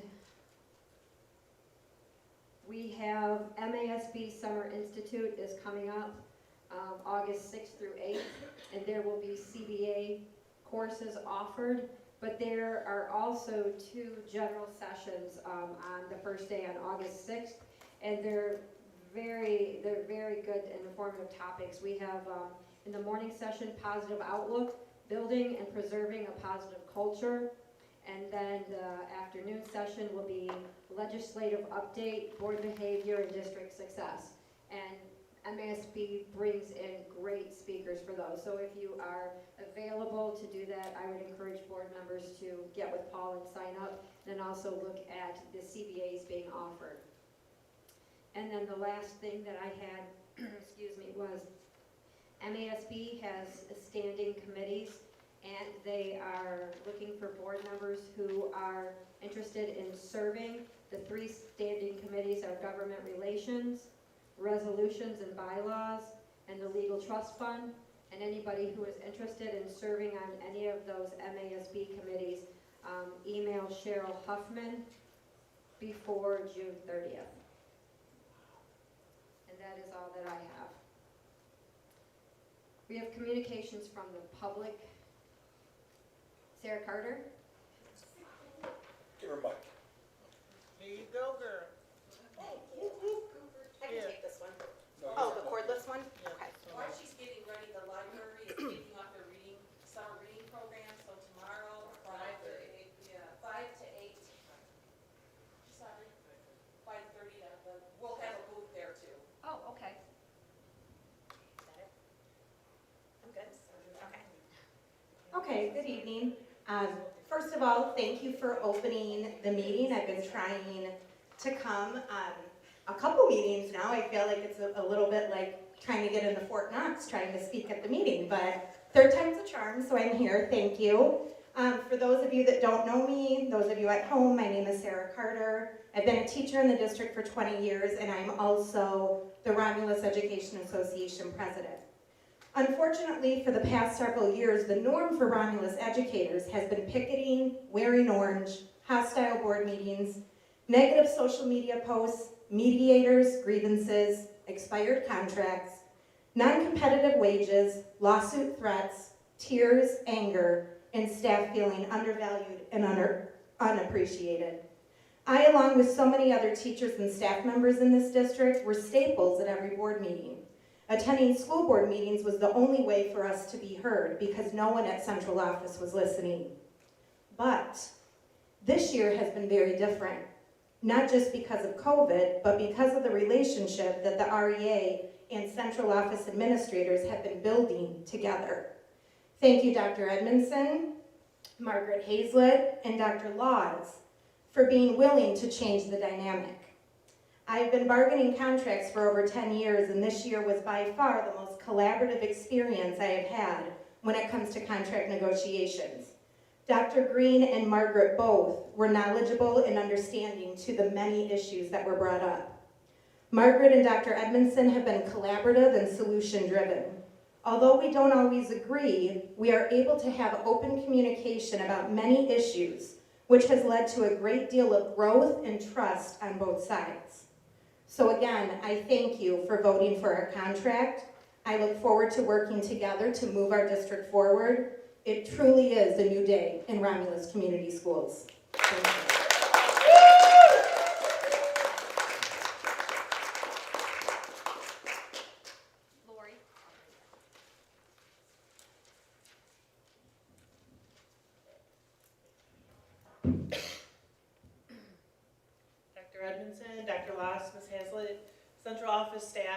and board members, hello. My name is Lori James. I just finished my 25th year as an employee of Romulus Community Schools. Currently a member of the REA as a teacher here in the district. I also spent my K to 12 years here in Romulus. And most of my life as working or volunteering in the community in various roles. I've come before the board to speak before, but today is different. Like Sarah said, it's a new day, and I've come to say thank you. Thank you for righting a wrong caused by a previous administration. Thank you for righting a wrong that was made even after good faith negotiations and voting on a contract. Thank you for righting a wrong that happened before most of you were even around this district. I am one of the 22 teachers that were negatively affected by that wrong, and I want you to know I appreciate it. I really do. And as do all of the other teachers involved in this. Thank you to everyone who was involved in the negotiations. We're doing work behind the scenes. I appreciate all that work too. And thank you for voting to approve our contract.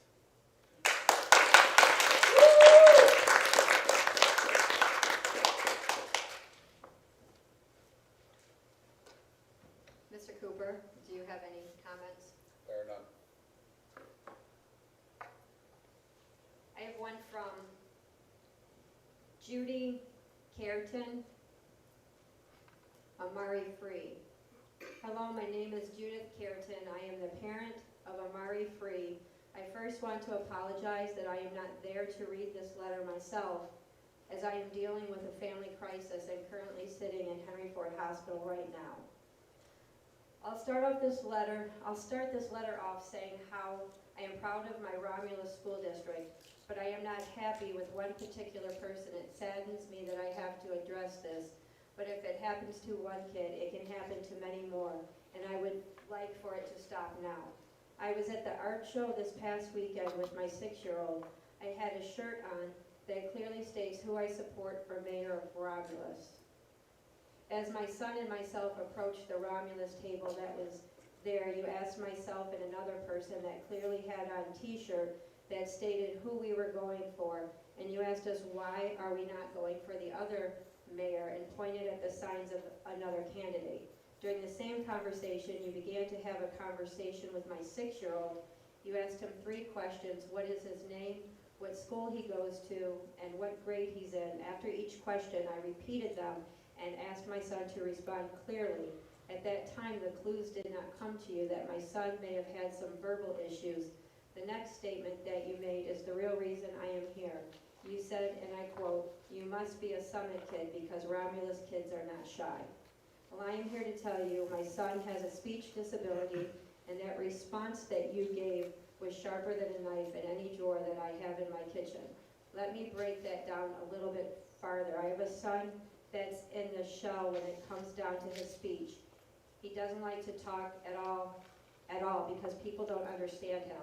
So as I repeated what you asked him, that should have been a clue or something may be wrong, but for you to jokingly say what you said really hurts. When I first spoke to you a few months back, I put up a post about how angry I was with the school district. You personally called my phone, and from that day I have spoken highly of you, but as of Saturday, I no longer speak highly of you. I no longer think Romulus should be my school of choice for my child. What I wanted to hear from you that day was this: when you asked my son his name and he said it very low, you could have repeated it very high and made him feel very special. When you asked him what school he went to, he told you high school, and I responded with WIC. Your response should have been, "Oh wow," very loudly, "you go to WIC." It's very easy to uplift our kids, and it's also very easy to bring them down with just a few words. You brought my son down that day. You put him right in the shell that he's already in, that I am trying every day to get him out of. So please, next time you see a shy kid, as you say, don't try to tell them where they don't belong, uplift them. He loves Romulus, he loves Wick Elementary, he loves his principal, he loves his school staff. As I close, I'll leave you with this. Our world is already beating down on our kids. Let you not be one of them. Thank you, and God bless, and have a good evening.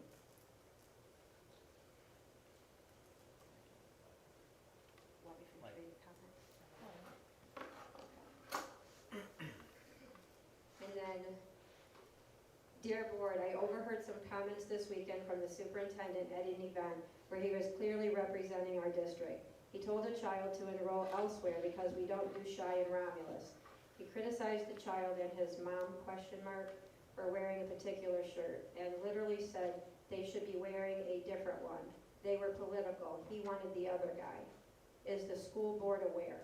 The comments to the boy were hurtful. Your superintendent should not be involved in any political way. Should he? And then, the last one. Dear Board, I overheard, I'm sorry, is that the same? That's the same one. I have a public comment but don't want to use Google Forms or be harassed for speaking out. I was told I can submit to Board President. Thank you, Ms. T. Jones. When attending the vendor fair, I heard the superintendent, Dr. Edmondson, tell a child to go enroll at Summit. He said that in front of the child's parent and principal. In a district with declining enrollment, it is inconceivable any staff member would say that to a student, but coming from the superintendent is another level of arrogance and ignorance.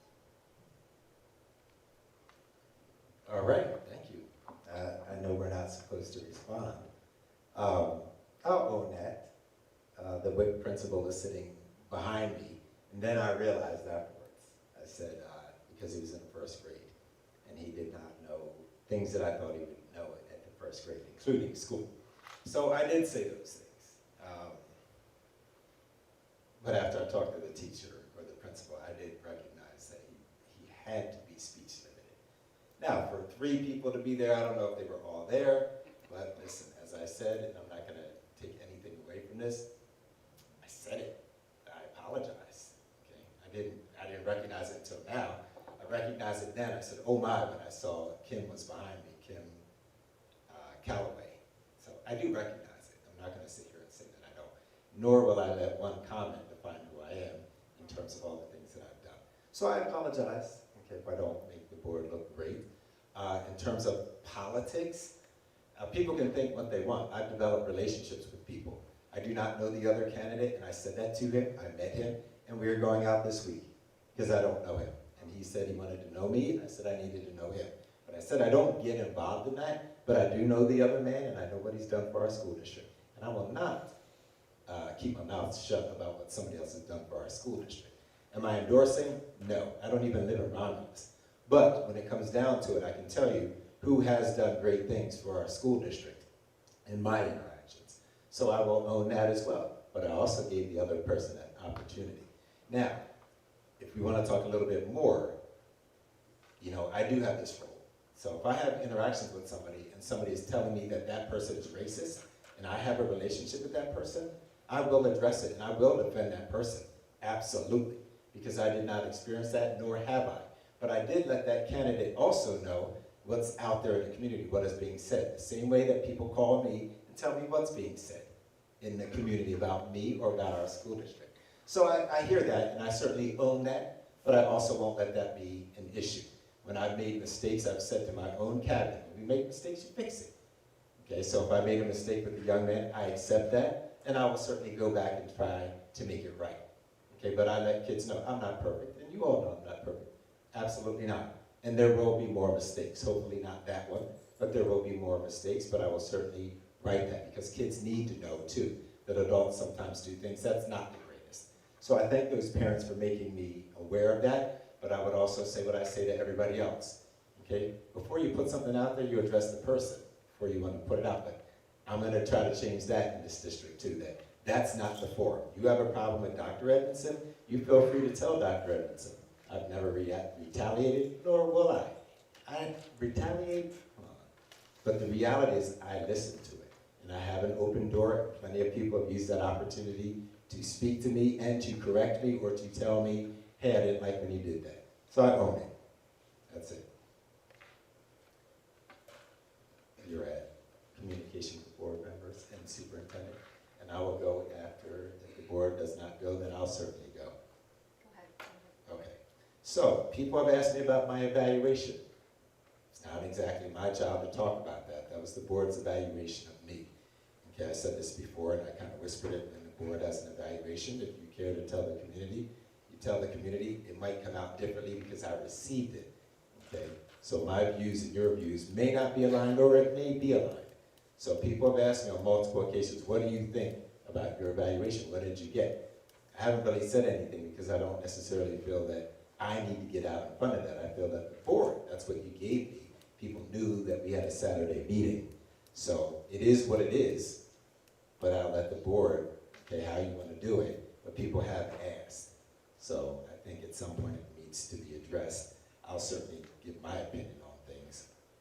But I just wanted to make sure that that was there, because that after you evaluate the superintendent, you do tell the community what you give the person. So just leaving it there.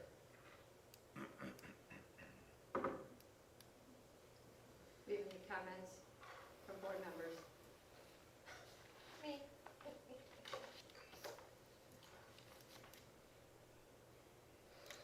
Julia, I'd like to say thank you for all of your years and congratulations on your retirement. I hope you enjoy it.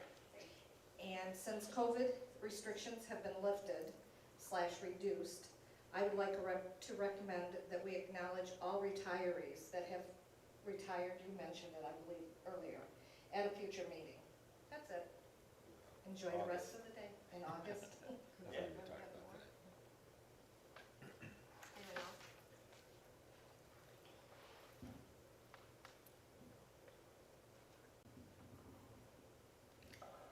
I would also like to say congratulations on your retirement and for the service that you've provided to the Romulus Community Schools, our children. I've had children that have been with you and have spoke highly of you, and you are truly appreciated. Enjoy your retirement. I also wanted to share that there is MASB. Ice cream. MASB has a wellness and mental health webinar tomorrow at noon. We have many, we have the opportunity to attend these different things, and so it's out there. I intend to attend and get whatever I can. To the state or the review, absolutely wonderful. Everything, all of the work that our central staff is doing, all of the work that our teachers have put in. I'm just so excited about the direction that we're going in. Up under our superintendent, we have some wonderful leaders over at central office, and I am truly impressed with the hard work, the tireless hours that have been put in to bring us to where we are today. I just wanted to make sure that I express my appreciation for each person in central office. I express my appreciation for our superintendent. And that's all I have right now. Ms. Salerno, you're going to be greatly missed. Thank you for the dedication and the time you put in to our entire district. For the many children you have.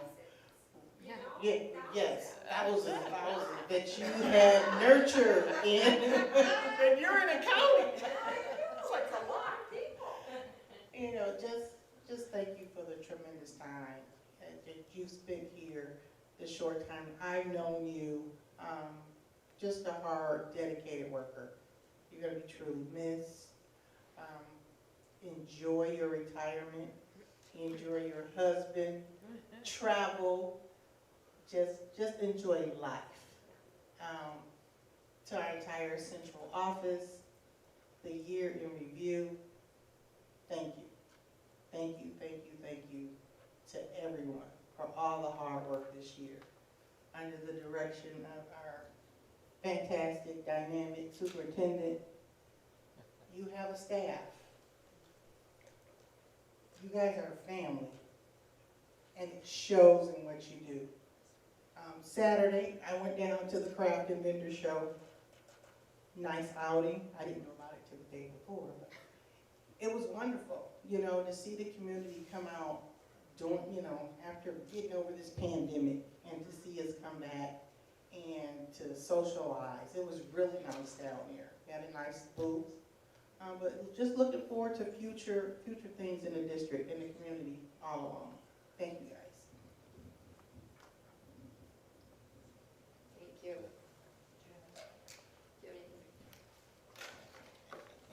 Julia, congratulations and thank you again. And I mean, we could sit here and say the same stuff over and over, and it wouldn't get old. There, you are due all of this and so much more. I remember as a new board member, the first time I came into high school, on my first day in here, yours was one of the classes that I visited. And one, because you were gracious enough to allow me to come in.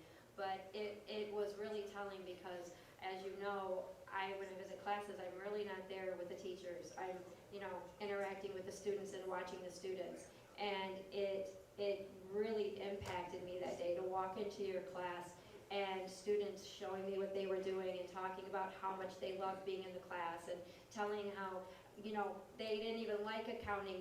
They didn't know what accounting was, but they knew they didn't like it until they took it with Miss Salerno. Yes, I love it.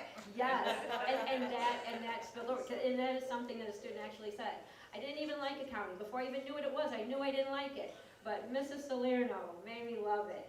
And so, I remember that my first day in this building, your class, in the lift class, I was able to interact with a lot of students. You will be missed, and thank you. And to Ms. James and Ms. Carter, thank you for speaking. Orange is such a difficult color to find, and when you're wearing it every day, that's just a special torture nobody should have to go through. So, yes. So I'm glad that we are moving forward, and I'm looking forward to this not being the end, but restoring our teachers. Because in spite of all the problems and the brokenness we've had, Romulus Community Schools is still a district because of the sacrifices that our teachers took, 7 years ago? And so even these raises that, and the steps we give now, it sounds good, but we're not even back to where you were. So thank you for staying. Thank you for the sacrifices you made. Thank you for holding up our district, our students, our families. And through the diamond in the rough, we provided the rough a lot of times. But our teachers really are, you guys are the Jubs, and thank you for all that you do. And our central office staff, Ben, you have a phenomenal staff. You have a phenomenal staff, and you come with your vision and your energy, and you breathe it into them. And our central office staff has just navigated a pandemic that none of us could have anticipated. And every day you were throwing curveballs and on top of the mundane, and you handled it. And Angela, I'm so happy to hear just about how far we've come with our special ed program and hiring Romulus Community School staff and bringing those staff members into our family to service our students. And Margaret, with your, the hiring and seeking out quality people, and hopefully we're focusing on retaining, so we don't have to work you to death recruiting all the time, but we will retain our staff. And Sophia, you really are the unsung hero. You are the unsung hero with all the stuff that's been thrown. Thank you so much. You are noticed. You are noticed. We might not, shout it from the tables, but it does not go unnoticed. Thank you. And thank you just for all of this team that is here with Romulus Community Schools. We are better because we all serve together. Thank you, Madam President. I would like to say thank you for serving in our community. I was trying to think, how long have you been here? 21 years. Oh, okay, because I was thinking maybe you taught some of my kids, but that was, Lori knew them. So anyway, I'm a relatively new board member, and I like the team that's being built here. And I think that, as the union president said there, that I lived through what you lived through by the community because I've been here my whole life, and I'm 42 years old. Yeah, right.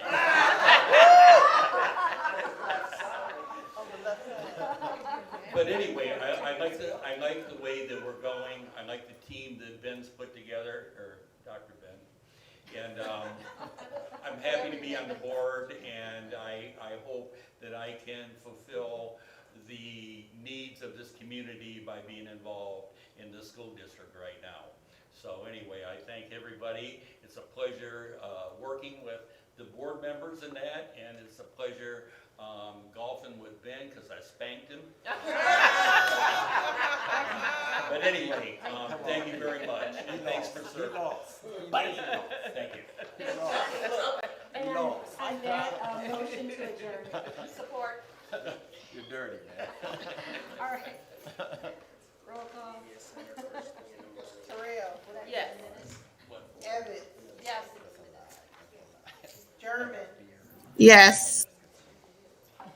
Bergeron. Yes. Wester, yes. Pyle. Yes. 9:32. You didn't do German. Oh, German. Oh, did you? I didn't hear. Sorry. Did Judy ever come back? No. She knew. She